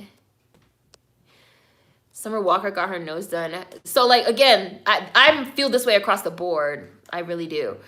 Obviously, I like Chloe more than like Cardi, but I still feel the same. Summer Walker got her nose done, has a nerve to tell us regular folks we don't need health care. Trade problems, facts. I know Chloe can't handle it. I'm just a random fan. I got experience dealing with people like that, people who can only find satisfaction in dissatisfaction. And she still hasn't even removed the video. Celebrity culture is crumbling. As someone who is sensitive, I know when I need to step back and unplug. I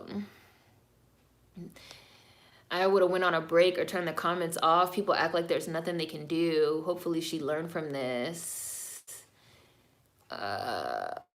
Chloe and Halle had their own little corner with their dedicated fans, and then they started to get even more attention. It probably is too much, and she should take a step back. Something about celebrities crying over comments just rubs me the wrong way, especially now with what's going on. Me too, Kevin. It does. Like, not to say that they like aren't entitled to their feelings, because they are, but I just don't care. You could literally turn your comments off and this whole issue would literally disappear. Literally. Like, you won't be able to see comments. People won't be able to leave comments. You'll be able to just like upload your videos and pictures in peace. Like, but then you won't get that gratification of reading the comments and seeing everybody tell you how amazing you are, and people crave that validation, which is why I don't feel bad for them. Like, you did it to yourself. You could just not be on social media. I miss when celebrities were enigmatic. I remember a photo when I had the short black haircut, posing with no panties on, near some fur. Right? Like, Rihanna doesn't care. Rihanna was like, yes, you gonna look at this pussy too. Look, I don't give a fuck. Like, on some Grace Jones. Like, this pussy? Like, yeah. Chloe also posted such an influx of those risque videos out of nowhere. It caught me off guard. It takes a certain personality to handle some of these personalities, like being a sex pot or a bad girl. Yes, exactly, Bailey. Like, you know, which was again, like, that's why Cardi annoyed me, because it's like, Cardi, your whole gimmick is supposed to be that you have no filter and you'll say whatever and you so real and you so hood and this, that, and the third. But then when anybody responds to you, you're crying and throwing a fit. Like, obviously you don't have the personality that you act like you have. Which was also how I started feeling about Megan Thee Stallion. Like, obviously you don't have the I'm an only child, I never wanted to be in no clique personality. Obviously you want to be in the clique and you want to be down. So, like, own that. Like, if that's not your personality, if you're too sensitive, then that's just not your personality. Hi, Tanatori. Hi, Drayton. Hi, Sketchnificent. The word today is public. Social media. Lizzo was dead ass at a Knicks game. Kids there and everything. And everybody kept trying to make the Lizzo thing about fat shaming, deflecting. It's hard to stay out of the news. Oh, it's not hard. Sorry, Mistress Cross. It's not hard to stay out of the news. These people want the attention, but they can't handle the consequences of their actions.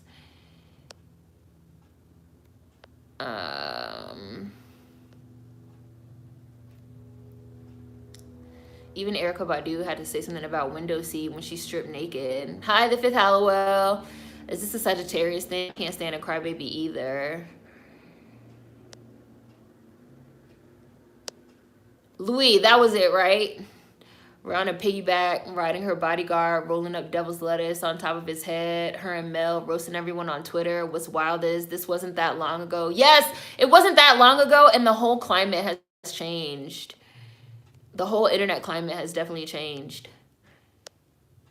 Art and this type of creative expression are intrinsically tied with freedom of speech.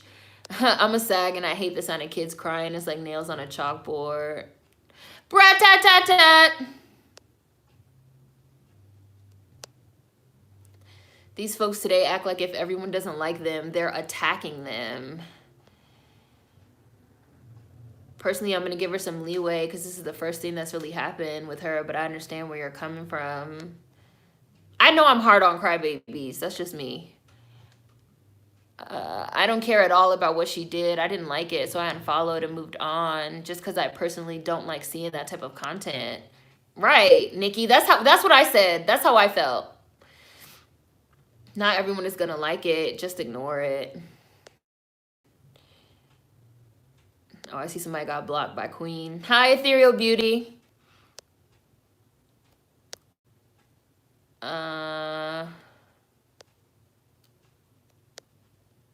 When you put your life on the internet, expect criticism. I did say that I'm on I see you guys talking about buffering. I did say, it's not buffering on my end, but I am on the extended Wi-Fi, which I think I need to reset the router, which I did say like closer to the beginning.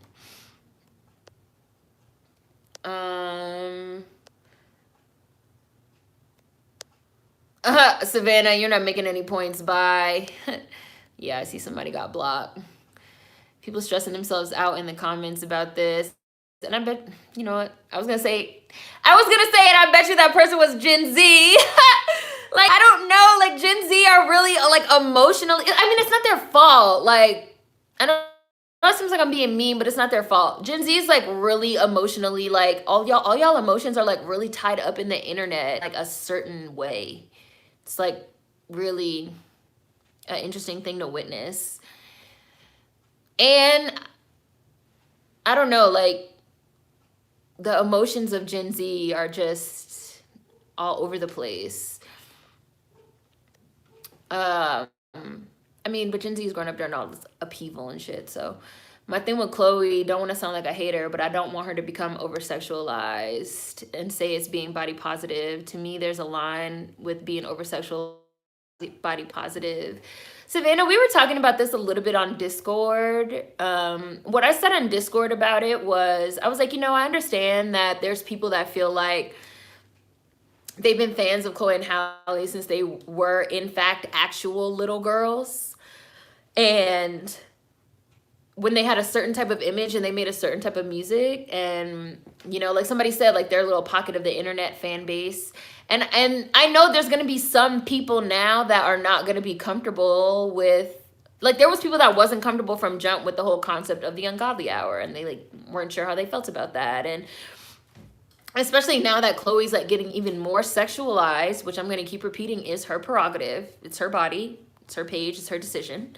But there are also going to be people that have been fans of theirs that are not going to be comfortable with that, and they don't have to be. Like, I don't know. I do feel like being like everybody has to be fine with Chloe shaking her ass in their face, or else they're not body positive. To me, that feels like just the opposite end of like the extreme spectrum, which I also said in Discord. I was like, you know, we rightfully have people that are pushing back against patriarchy, that are pushing back against sexism, that are pushing back against misogyny, that are pushing back against our, what I said in Discord was like our puritanical streak, especially that we have in the United States because of the Puritans that literally like were fucking puritanical, burning bitches at the stake and shit. So you have people that are rightfully pushing back against that. But then you have other people that are like, oh, well, this Chloe and Halle was music and imagery that I felt comfortable with my 13-year-old looking at.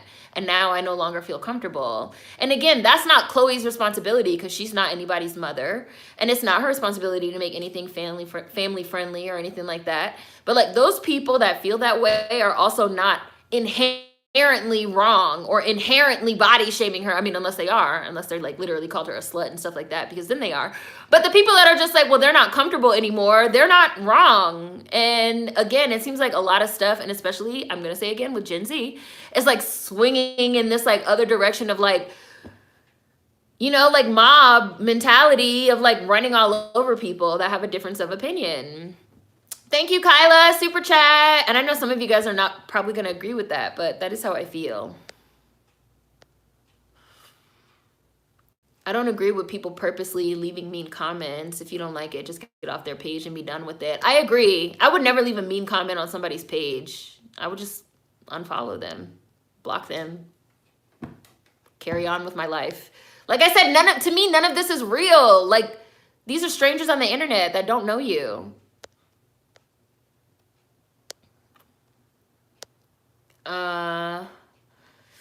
It's hard to be liked by everyone. A lot of things folk call liberation and body positivity has gotten muddled.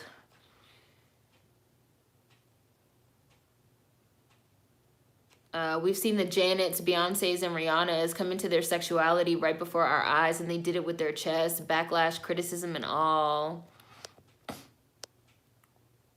If they're a fan or a supporter, I feel like they're entitled to have an opinion, but I notice celebrities always respond to negativity before the love. They were tearing Janet up for real, but she held it down. Love her. I mentioned Janet in my video that I filmed in the car.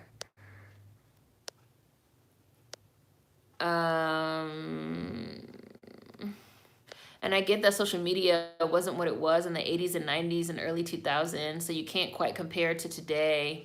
But that also has to be understood by the celeb if they want to come into a new stage and share.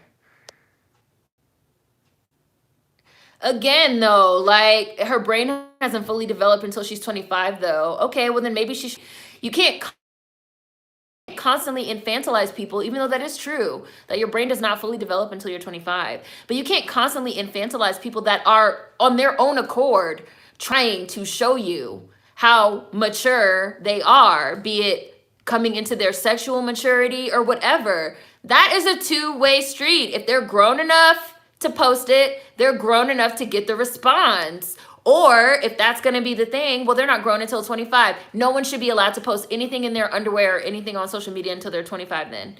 If that's how y'all want to play it. Like, it's hypocritical. It's impossible to be liked by everyone. Just think, you can name some MFs off the dome who you don't like.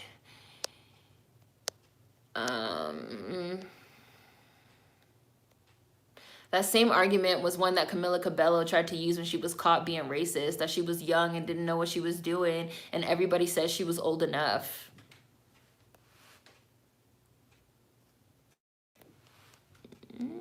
boy in blue has a point.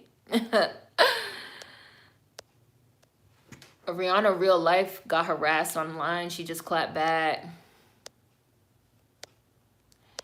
Social media is not the best way to gain self-confidence. Actually, these people should know that.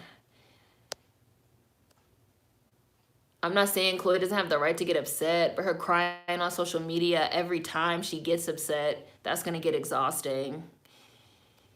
Gen Z minds are wired around social media.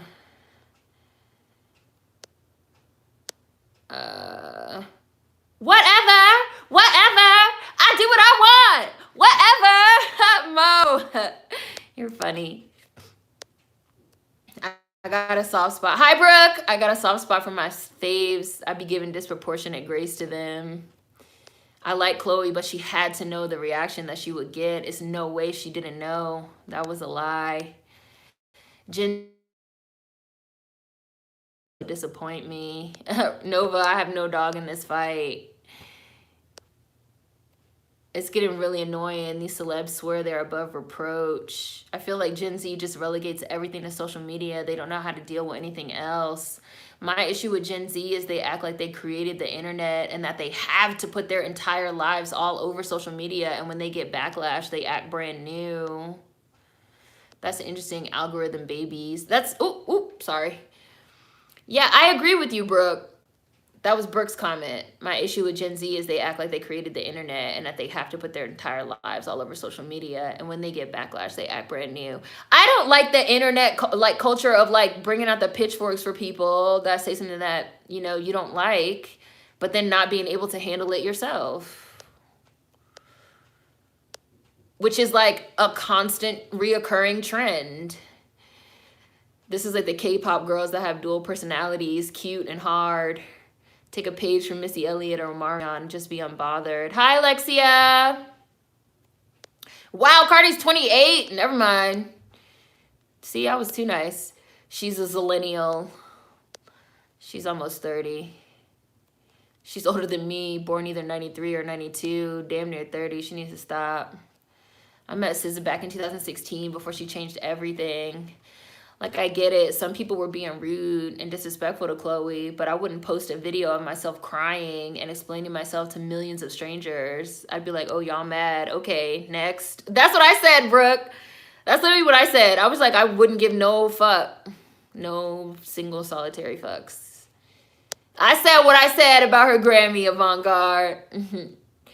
If Cardi is millennial, that means I'm Gen Z. I'm younger than her. I give grace to Chloe because she's young and was really thrust into the spotlight. But is that really true? Okay, like, is that really true, though, Popcorn? Chloe and Halle, and I love Chloe and Halle. Their project was literally one of my favorite projects of 2020, so this is, like, nothing against them. I love them. Chloe and Halle, for years, sang covers of songs and uploaded them to YouTube, just like Summer Walker, literally trying to get noticed and get record deals and become professional artists. That's what they wanted to do. Like, they were not thrust into the spotlight. Like, it's not like they were plucked off the street or, you know, like, it's not like they were Adriana Lima in the fucking favelas in the fucking slums of Brazil and a fucking model scout really literally plucked her out of the fucking slums and thrust her into the spotlight. Like, and they've been uploading them videos on YouTube since they really were little girls, like 13, 14, 15. Have they really just been like thrust into the spotlight and they have no media training and they have no idea what's going on? Do you really think that? I don't think that. I don't think so. Or if you, again, are that sensitive, then maybe this is not the career for you and maybe you shouldn't have fucking spent all them years. You could still go on their YouTube and look at all them old videos. They're not overnight sensations that just blew up. I mean, there's really no such thing as an overnight sensation, but we're not even getting into that. I'm a year older than Cardi. Feels like we are worlds apart in terms of age.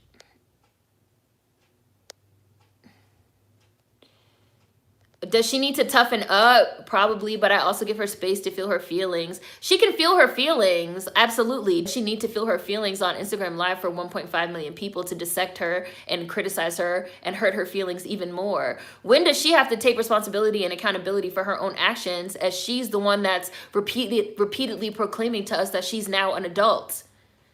She's not even a teenager. She's 22. Like, and she can feel her feelings. And like I said, I thought I was uncomfortable with it too. So I didn't go to her page and rag on her. I just unfollowed. But like, if you want to be fucking famous and if you want to take the money of millions of people, they're not giving their music away for free. You want to be famous and take the money of millions of people but not get no feedback. Oh, because your feelings. Your feelings. If your feelings are that sensitive, then maybe you shouldn't be in this industry. I don't think that that's like wrong or insensitive or anything like that to say.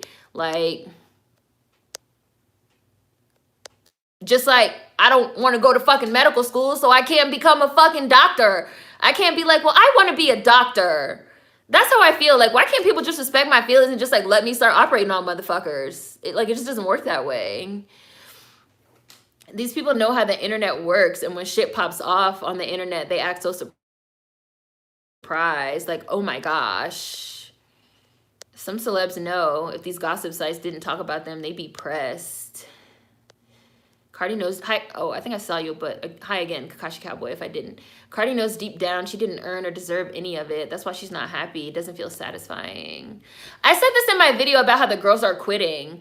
Being in an interaction with millions of people is a part of the job description of being a professional artist, especially if you're going to have social media and you're going to do shows and you're going to do award shows. Like, if you want to be a little indie, like if you want to be Solange and just live in your house in NOLA and have your friends come over and jam out and do jam sessions and like record your stuff in complete and total silence, and then you just drop a project, and every now and then you do photo dumps on your Finsta account, that's a different type of artist. If you want to be a mainstream artist doing TikTok challenges, you can't say that you're too sensitive and emotional and everybody needs to just leave you alone so you can feel your feelings. Part of the job requirement is, in fact, that social interaction. And if you can't handle it, then maybe you can't do this job. Just like I can't handle medical school, so I can't become a fucking brain surgeon. I'm sorry. Like, it doesn't really seem like rocket science to me, as my mother would say.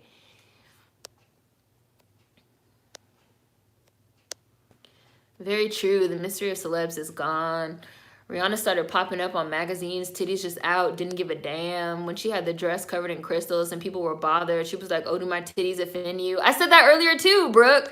I was like, and not on the internet and not on live from the safety of her own home with just the camera, in person, on the red carpet, in the bitch face. Girl, do my titties offend you? Like, these people can't even handle being home alone and safe and dealing with people from a screen. You don't even have to turn your phone off.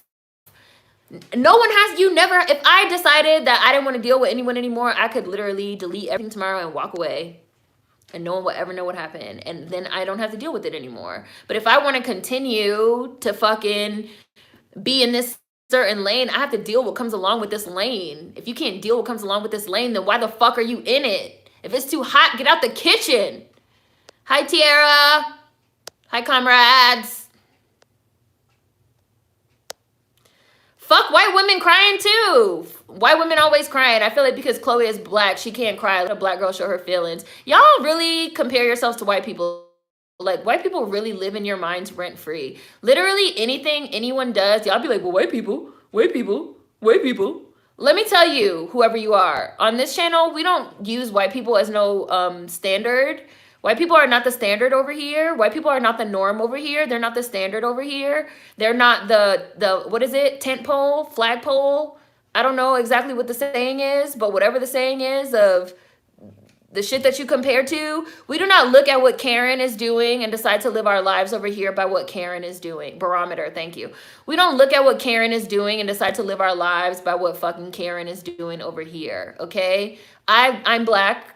I live in a black world. Yardstick, that's the word.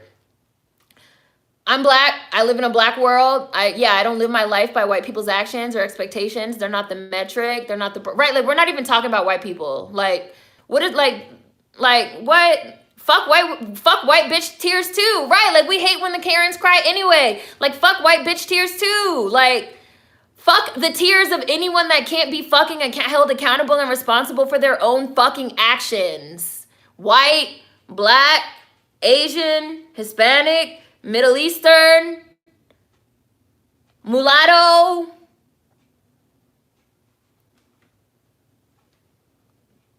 Right, fuck white feminist. Like, I'm not a white feminist. Like, I'm not even a feminist. Like, you guys know, like, I don't even consider myself a feminist. Like, I have a whole video on, like, I don't consider myself a feminist. Like, fuck white feminism. Like, y'all really live your lives according to what fucking Becky and Karen tells you to do.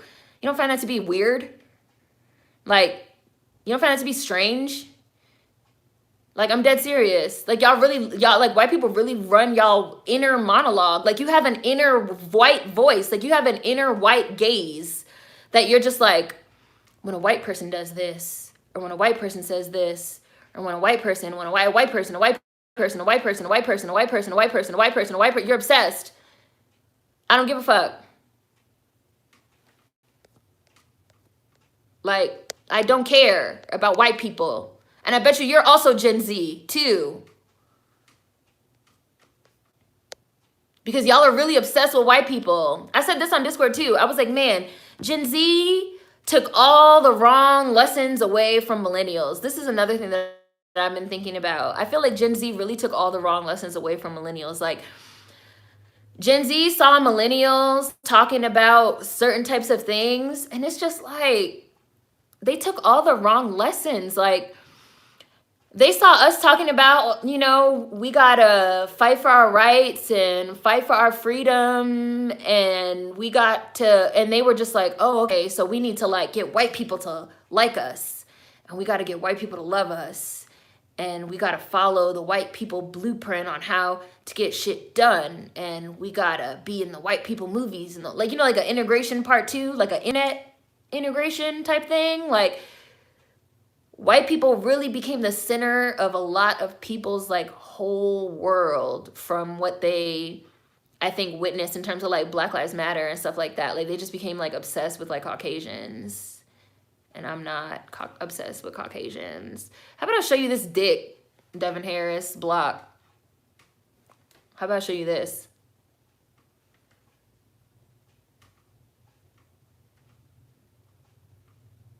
How about that? I guess you saw my nail there, didn't you?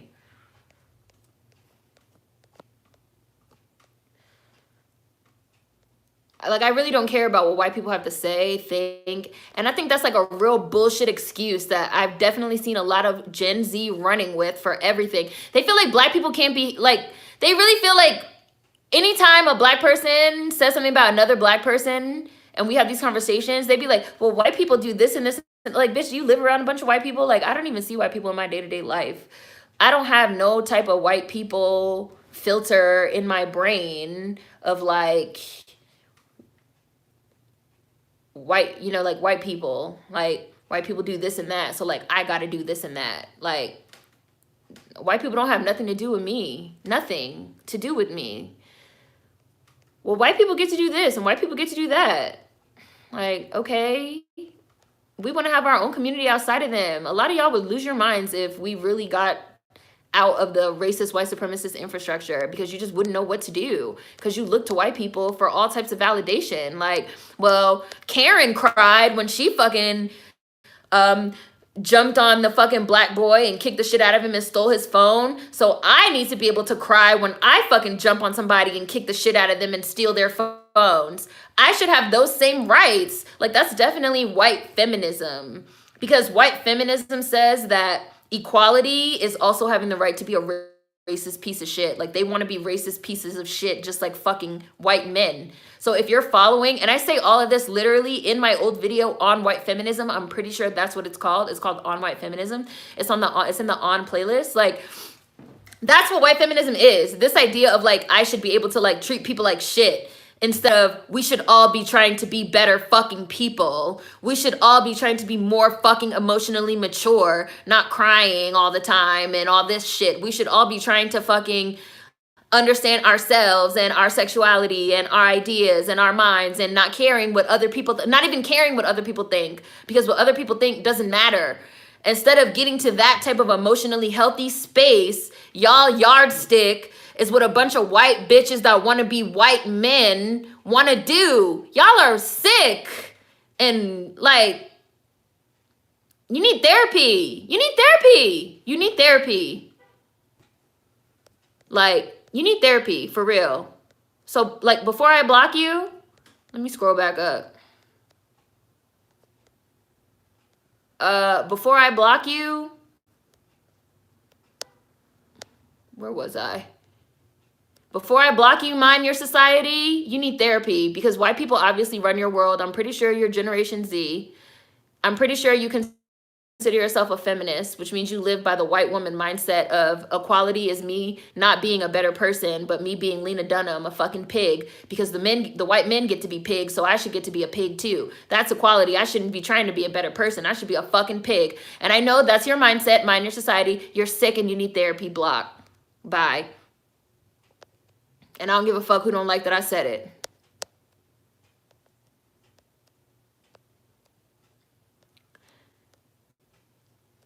I'm a Taurus, and I was highly annoyed with the lack of self-awareness from her.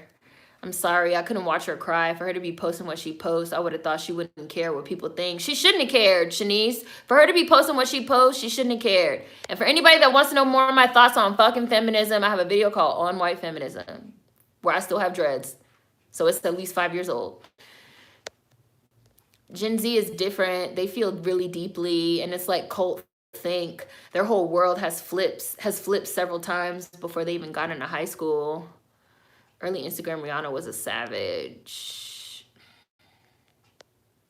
Hi, Hush420. I'm Gen Z, and I agree that a lot of us are too sensitive. They live in a constant Black Mirror episode. I think the earlier celebs use social media just to build their brands, but the new people use it for validation, which is obviously dangerous. These are all choices at the end of the day. Oh, I see, Queen. Not gonna lie. Oh, wait. Where did it? Won't lie, I had a hard time hearing Chloe and Halle use a few explicit words in their new album. I wasn't used to that. I personally would rather see Chloe make more music, producing videos, which I thought she was going to do, but it seems like she got addicted to the attention of showing her body, which is cute, sure. Why won't you love me is the Gen Z motto.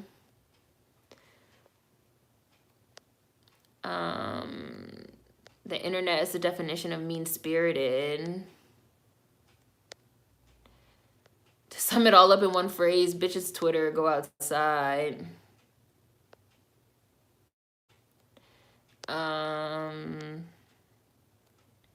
Remember when Tyler, the Creator, said, how do you get cyberbullied? You just close the laptop and walk away. I also feel like people are bulldozing over other people in the name of anti-groupthink and freedom, but they force their groupthink on everyone else. That's what I said too, Absurd. Like everybody's not going to be comfortable with certain things. You guys can't then fucking be like, well, just because you're uncomfortable, that means you're this and you're this and you're that. Because if somebody turns that around on you, y'all gonna be crying about how we're babies. Y'all gonna be babies for the rest of your lives.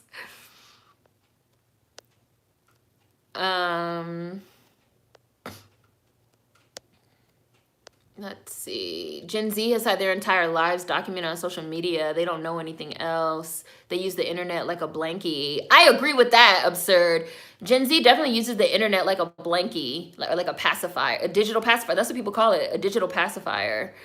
And then like when they don't get the positive reinforcement of the passy, I was about to say of the shoo-shoo. If they don't get the positive reinforcement of the passy, it's like you just pulled it out of their mouth, they start crying.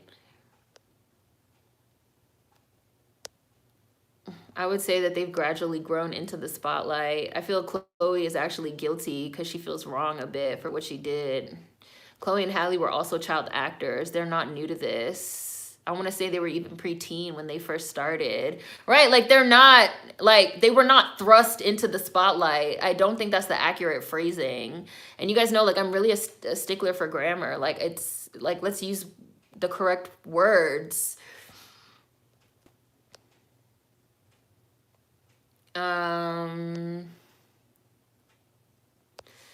That's interesting. Would you say that Lil Nas X was not an overnight sensation? No, because for years Lil Nas X was making music under the name Nas. What was it? Nas Minaj or something like that? Because he was like a Nicki fan. He was like a Twitter personality, and he was making music.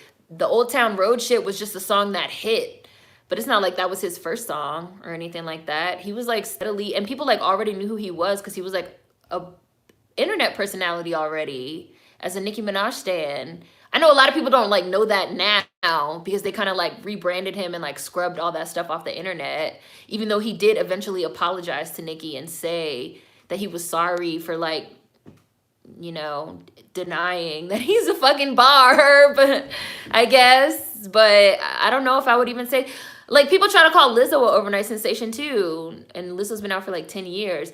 A lot of people that we call overnight sensations have been working and they just finally got a hit. But I wouldn't say that's an overnight sensation. Like, you know, somebody made a song and like their first song was just like, you know, the shit, and they blew up. Like the Jackson 5 were an overnight sensation. But you guys know, like my standards are high.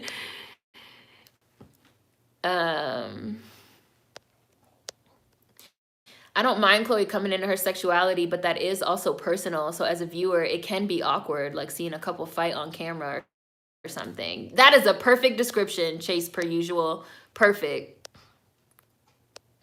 Do you think sensitive people can have a career, or they shouldn't be feeling in public? I think sensitive people can have a career, but I think that people need therapy so that they understand what's the best way to put this? I think that people need preemptive therapy before, like you could say that what's going on right now with Chloe is a transition, right? A transition phase. So I think that people preemptively need therapy. If they're going to be sensitive, let's just talk about sensitive. I think everyone needs therapy, but let's just say we're talking about sensitive people, especially sensitive people that are going to have a career in the public eye, right? Or a life in the public eye. I think that if you're gonna, especially if you're gonna have a life or a career in the public eye, and you're sensitive, you should probably preemptively have therapy before your major transitions or before you release anything or anything like that, so that you can like talk it out and maybe even develop some strategies with your therapist, you know, coping strategies, coping mechanisms, so that you can have a healthy emotional state of mind before you upload the pictures, upload the videos, release the album. Like SZA also comes to mind, because you guys talked about how SZA was like she's deeply sensitive. She is.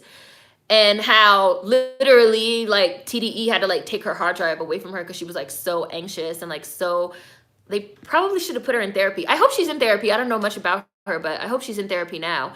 That's something that needs to be dealt with. That's not something that could just be.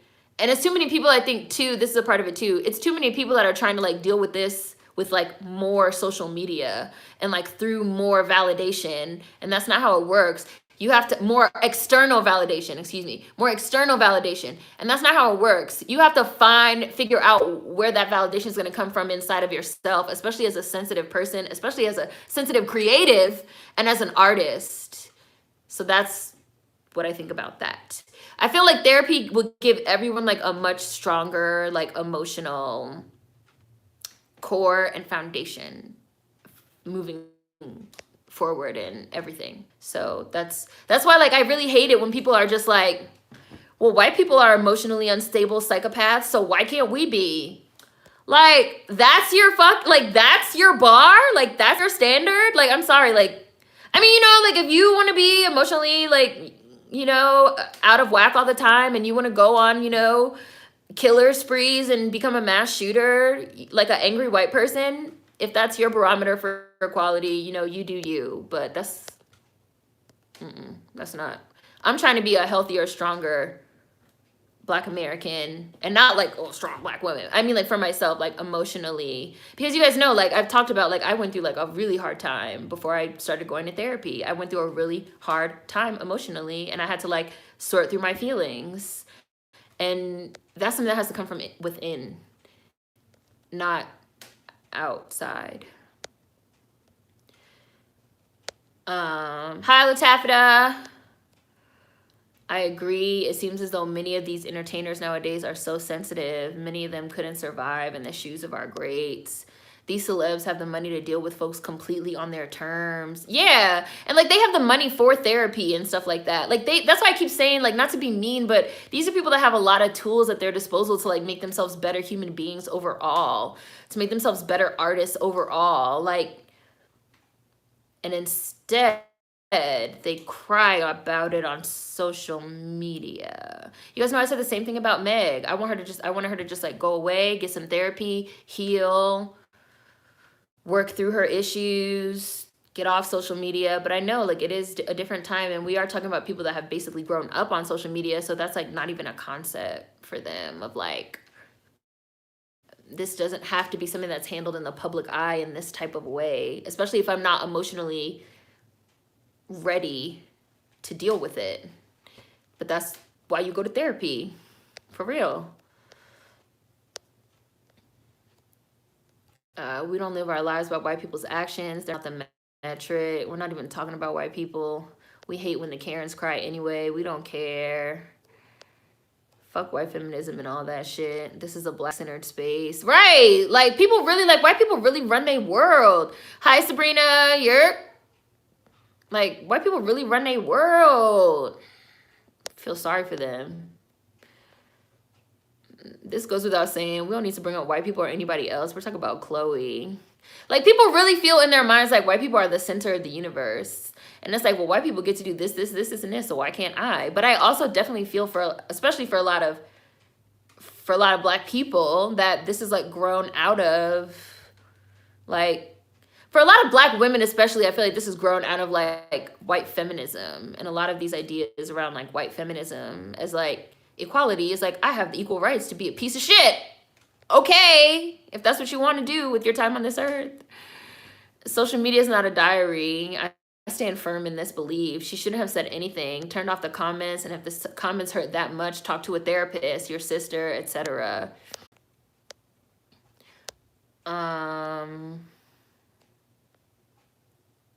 I think Gen Z is so sensitive that maybe celebs will die with Gen Z. You think so? Absurd. I know a lot of people keep saying that celebrity culture is dying.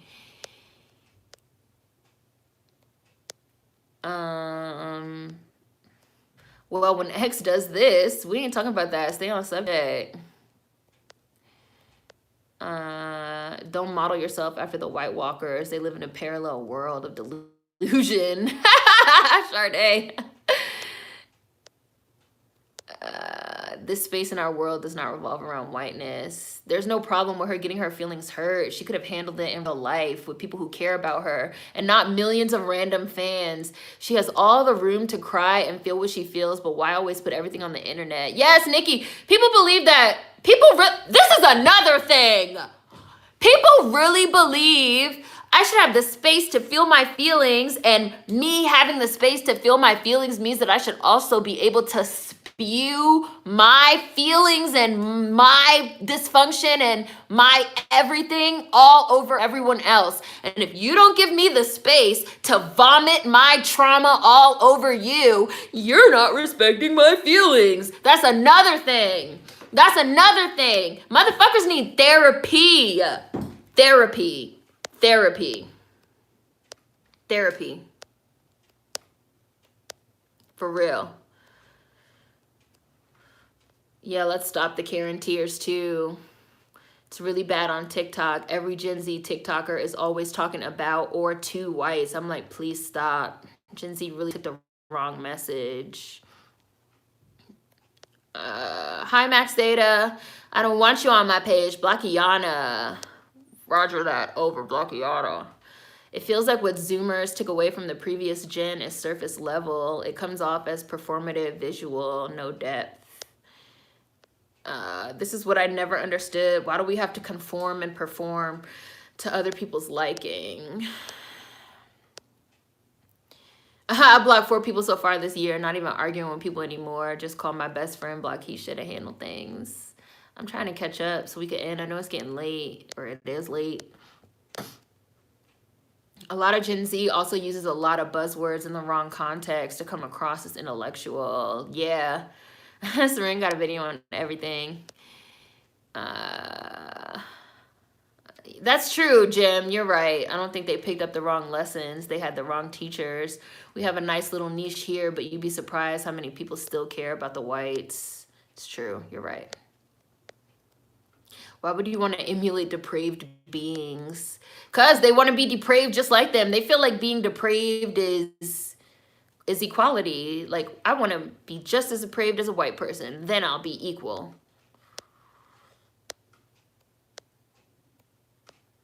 Reminds me of the convo being had about how Black people need to stop centering our art and movements in response to white people and racism. Just stop giving a fuck about what they think. How is that a conversation that's being had, though, Brooke? Like, that's not a new conversation. Not saying that you are. I'm not yelling at you. But I'm just saying, like, literally in 1975, Toni Morrison was like, listen, y'all got to stop letting white people run your world. You got to just do your work. You got to just create your art. Do what you want to do. Build up the Black community. Even if you're not about building up the Black community, just do what you want. Just do what you want to do without worrying. That's literally what she said in 1975. It's 2021. How are people acting like they're still having this conversation? It's like, this is what I'm saying. Like, the conversations are disingenuous and they're circular and they're not going anywhere. Like, people are just fucking talking just to talk, you know? You feel me? Like, you get what I'm saying? Like, I did a video 6 years ago that's, I don't even know what it's called. Making art for the white gaze, Black art and accountability. I did one that was on Kanye West specifically. I did Do Your Work that was on Toni Morrison specifically. And like, now people are like having a conversation about how like Black people need to stop centering. Like, niggas don't want to learn. Niggas don't want to learn. And they're not, let me not say they're not going to learn, but like, it's not a new conversation. And niggas haven't learned from 1975 to now. That's what I'm saying. Some niggas just, I just can't reach them.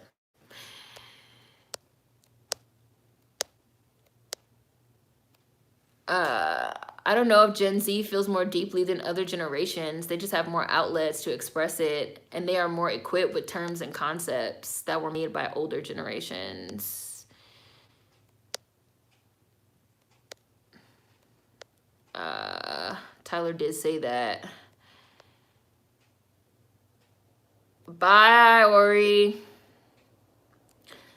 I think Gen Z had extraordinary access to so much information, but without the critical thinking skills to understand the nuances of the positions and politics that they internalize and preach. I agree with that as well, Latafita.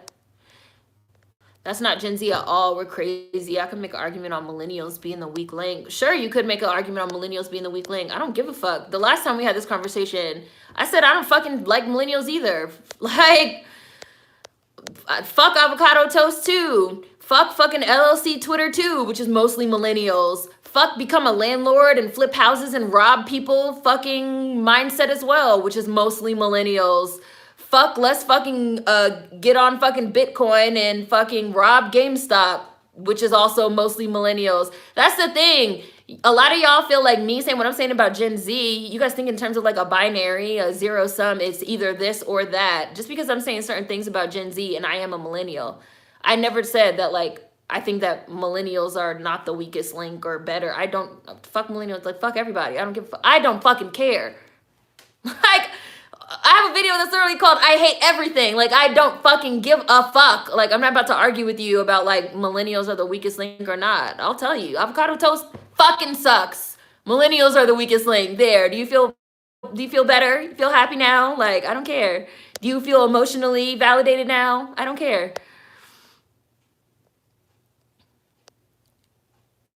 Nas Mirage. Thank you, John.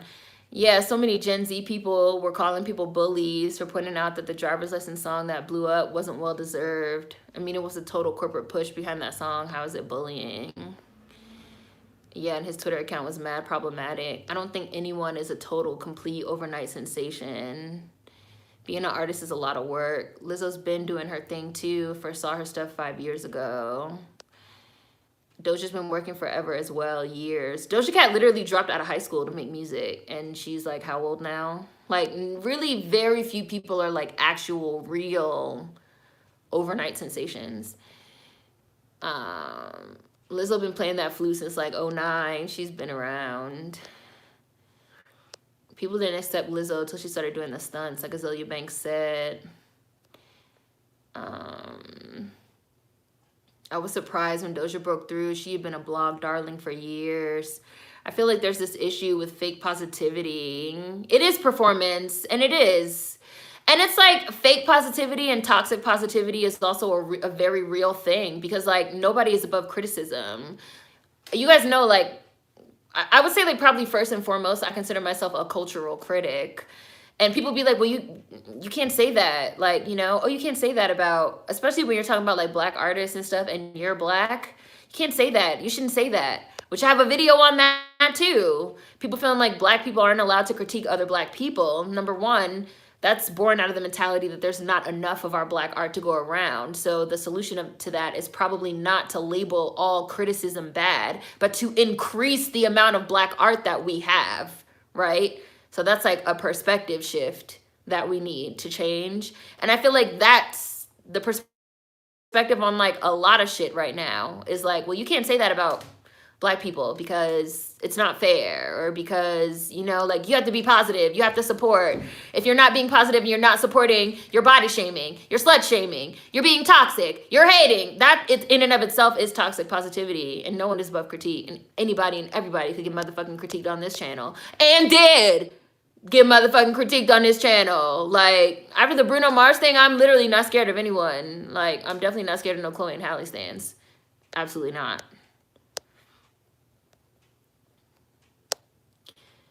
A lot of these celebs, and I might even consider myself a stan because I do love them, but it's just like, I don't care.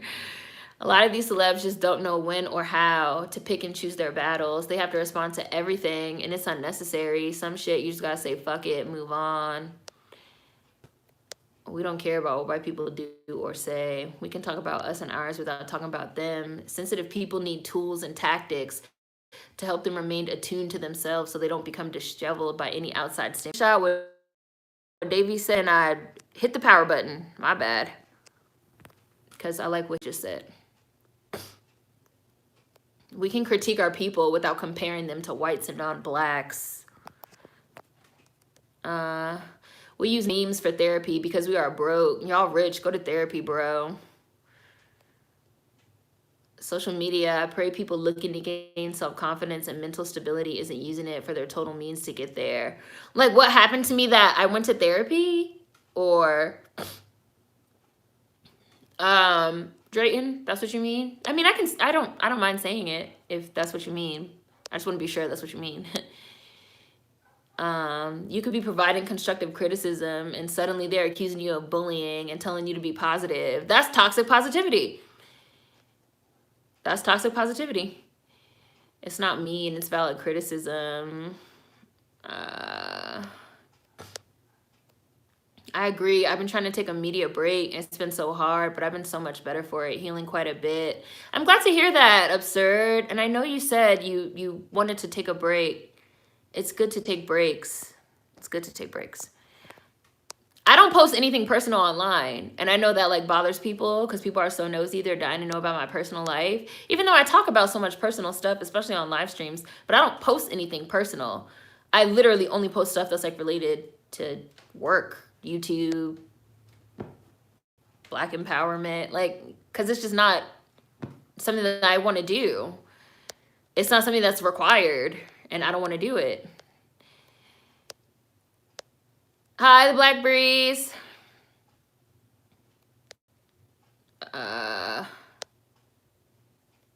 It's hard for me to take media breaks because I work in PR. feel like even if I take a few hours, I miss so much. But it's designed that way too. Like it's designed to give you like FOMO. You feel like you have to constantly, like the apps and stuff are designed that way. So you have to feel like you're constantly on there and you're constantly scrolling and you're constantly checking. And you have to have your notifications on. I never have notifications turned on. I don't even have notifications turned on, for text messages. If you text me, you might, I mean, like I'm gonna try to get back to you, but it might take a while. Like I don't want to be notified. I don't care. It's not that important. It can wait.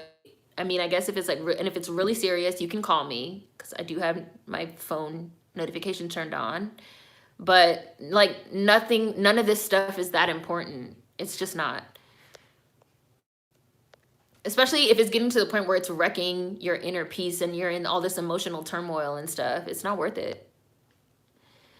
Right, these strangers online are not your friends. They owe you nothing, and social media isn't your diary.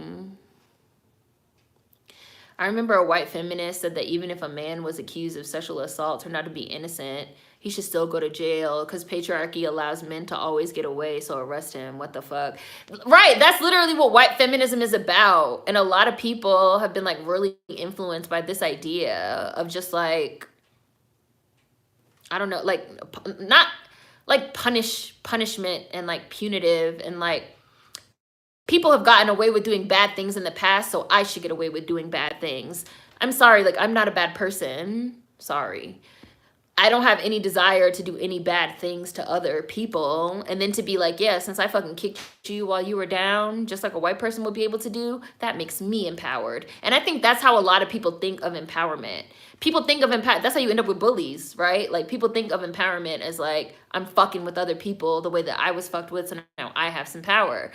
Like the statement of like, well, white women get away with this, so I should be able to do it, is literally that type of mindset. And it's like so many people that are like being influenced in that way right now of just like, everybody's a piece of shit. I got the right to be a piece of shit too. Like, I mean, sure. I personally want to be, I'm always trying to be a better person for myself though, like not for anyone, for myself. Yeah, people aren't emotional punching bags. Agreed. Sometimes we shouldn't learn in public. Why do people feel the need to work out their feelings online? I honestly don't get it. I wouldn't want to work through my trauma or hurt with strangers on the internet on a public platform. I guess they feel like those people are their friends, but they're not. I really don't know. I don't believe celebrity is dying, but I do think there's a shift coming. Oh my God, it's getting so late. Sorry guys. I know it's getting so late. When you scream 1975. Let me go read some Toni Morrison this month. Like 1975 was a while ago. Like it was a while ago. These convos are accomplishing absolutely nothing, but they want to keep having them. Same old convo, different day. Free yourself, word to Fantasia. Oops, sorry. Avocado toast, LLC, Twitter, game socks, flip houses. Yeah, like I hate them. I hate them. I hate them too. I hate them too. Right? Why are scammers telling me to work harder? Again, that's part of more of this mindset. Like if white people could fucking get rich off scamming and imperialism and capitalism and slavery, why can't I do it? Not, again, how do we make a better, more sustainable world for everyone? That's not what people want. People don't want a better, more sustainable world for everyone. They just want to feel like they get in their little bit of power so they can get ahead. And I'm just not that type of person. I'm not. Maybe that makes me naive, but yes, Alexia, everything must go. Another old video of mine called Everything Must Go. Like everything gotta go. I'm not trying. I was literally thinking about this in the shower this morning because they were talking about universal basic income and like stimulus payments and stuff. And I was like thinking about a conversation that I had with somebody where they were like, if the choice was between you being rich and everybody getting like universal basic income, what would you choose? I was like, I would pick universal basic income for everybody because I don't need to be rich, but everybody should have a decent quality of life. That's how I really feel.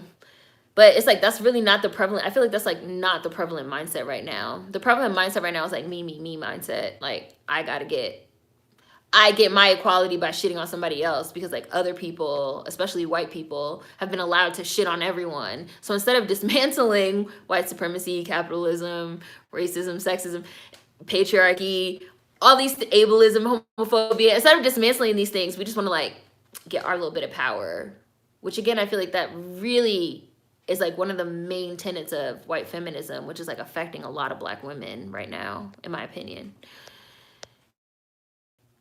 Avocado toast is disgusting. I'm in a safe space. Y'all hate avocado too. You're in a safe space, AJ. Safe space. CFSPS. I always think that in my head anytime I say that. Gen Z is more expressive and they wire their brains to seek that outlet. Criticism creates better work. They don't understand. Bootstrap, do for self Twitter, start a business with $10. Yes, it's definitely millennials. Yes, like that's millennials. I hate millennials too. Like I hate them. Bootstrap, do for self Twitter, start a business. We all have the same 24 hours in the day. We have the same 24 hours in the day as Beyonce. That's millennials. Fuck them too. Anybody could get this smoke.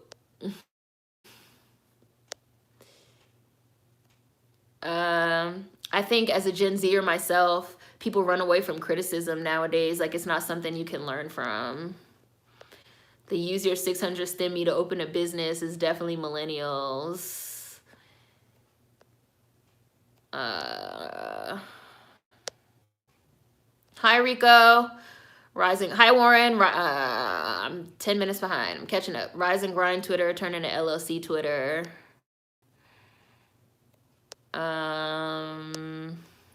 A lot of people find comfort in their ignorance. A lot of people do not like to be challenged or questioned. That's why we don't grow as a society. On Twitter, all I talk about are movies. Film Twitter is where I be. I don't do the personal stuff. It's a form of new media professionalism that confuses people's urge to know. Oh, you know, there's... Oh, never mind. I missed it, I guess. Whoops, sorry. Hello, nurse. And that's on what? Your business. I appreciate the celebs who I've only recently learned about that have been married and had kids and been in the industry for decades.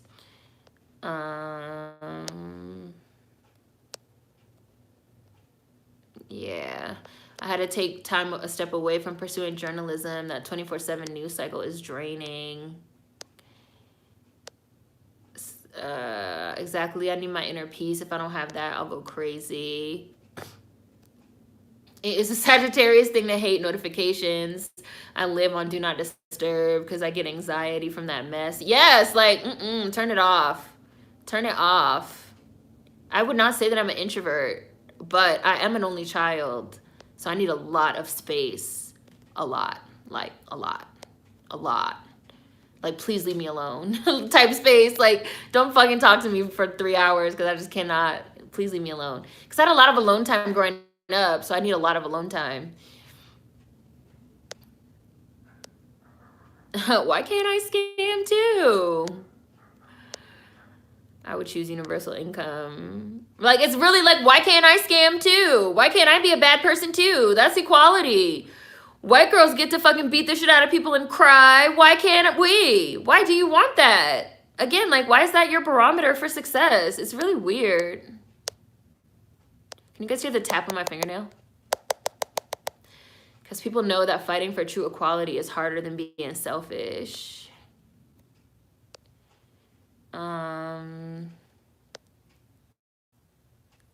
Let's see. When I was in 11th grade, I got ripped to shreds by my teacher and classmates for arguing in favor of UBI in my social studies class. Hi, Lisa. Everyone could get the choppa. Fucking Black Bootstrap Twitter is the worst. I'm almost there. Everyone deserves a quality of living. Why do I have to struggle? Right. But it's a lot of people that would be like, no, I'd rather become rich. Everybody doesn't need a universal basic income. I just want to be rich. Jeff Bezos got to be rich on the backs of fucking basically slave labor and warehouse labor. White men get to do it. Why can't we? This is how we want to be equal. I am gonna catch up. I'm 10 minutes behind. I'm gonna catch up. If you're not productive during the pandemic, Twitter is millennial and I hate it. Y'all have been chatting a lot. Like, the comments have been moving quick. Oh, girl. Keep making... I'm gonna have to do a whole video on this question. Screenshot. I actually don't know if you're a woman, so I'm sorry that I said that. Sorry that I just gendered you. I apologize. Only child gang. I need my alone time like air and water for my mental sanity. All white women know how to do is lie and play the victim. I'm not trying to be like them. Right, Brooke? Come on now. So many millennials and Zoomers, Gen Z on social media are fooled by what they think will be the path of becoming their own boss or worse, solve the racial wealth gap. Just annoying. It's all wrong and backwards. The why not me shit is mad annoying. Do you know how many people could escape abusive situations if they had universal basic income? The money they could spend to help stimulate the economy. I think I just missed one. Ashley, why are terrible rich people the standard? I'm about to make that the name of the live stream after I end because I just fucking caught up. Why are terrible rich white people the standard for niggas? And I'm gonna leave y'all with that thought because we've been leaving with some thoughts. And chocolate chunks, I saw you last week and I missed you, and I hope you are doing good, and I hope the Bees babies, the little twins, are doing good if you get to see this. And that's a wrap, y'all. And I will see you guys with another Hidden Figures tomorrow. Live stream on Sunday. Chloe video at some point. And that's it. Bye.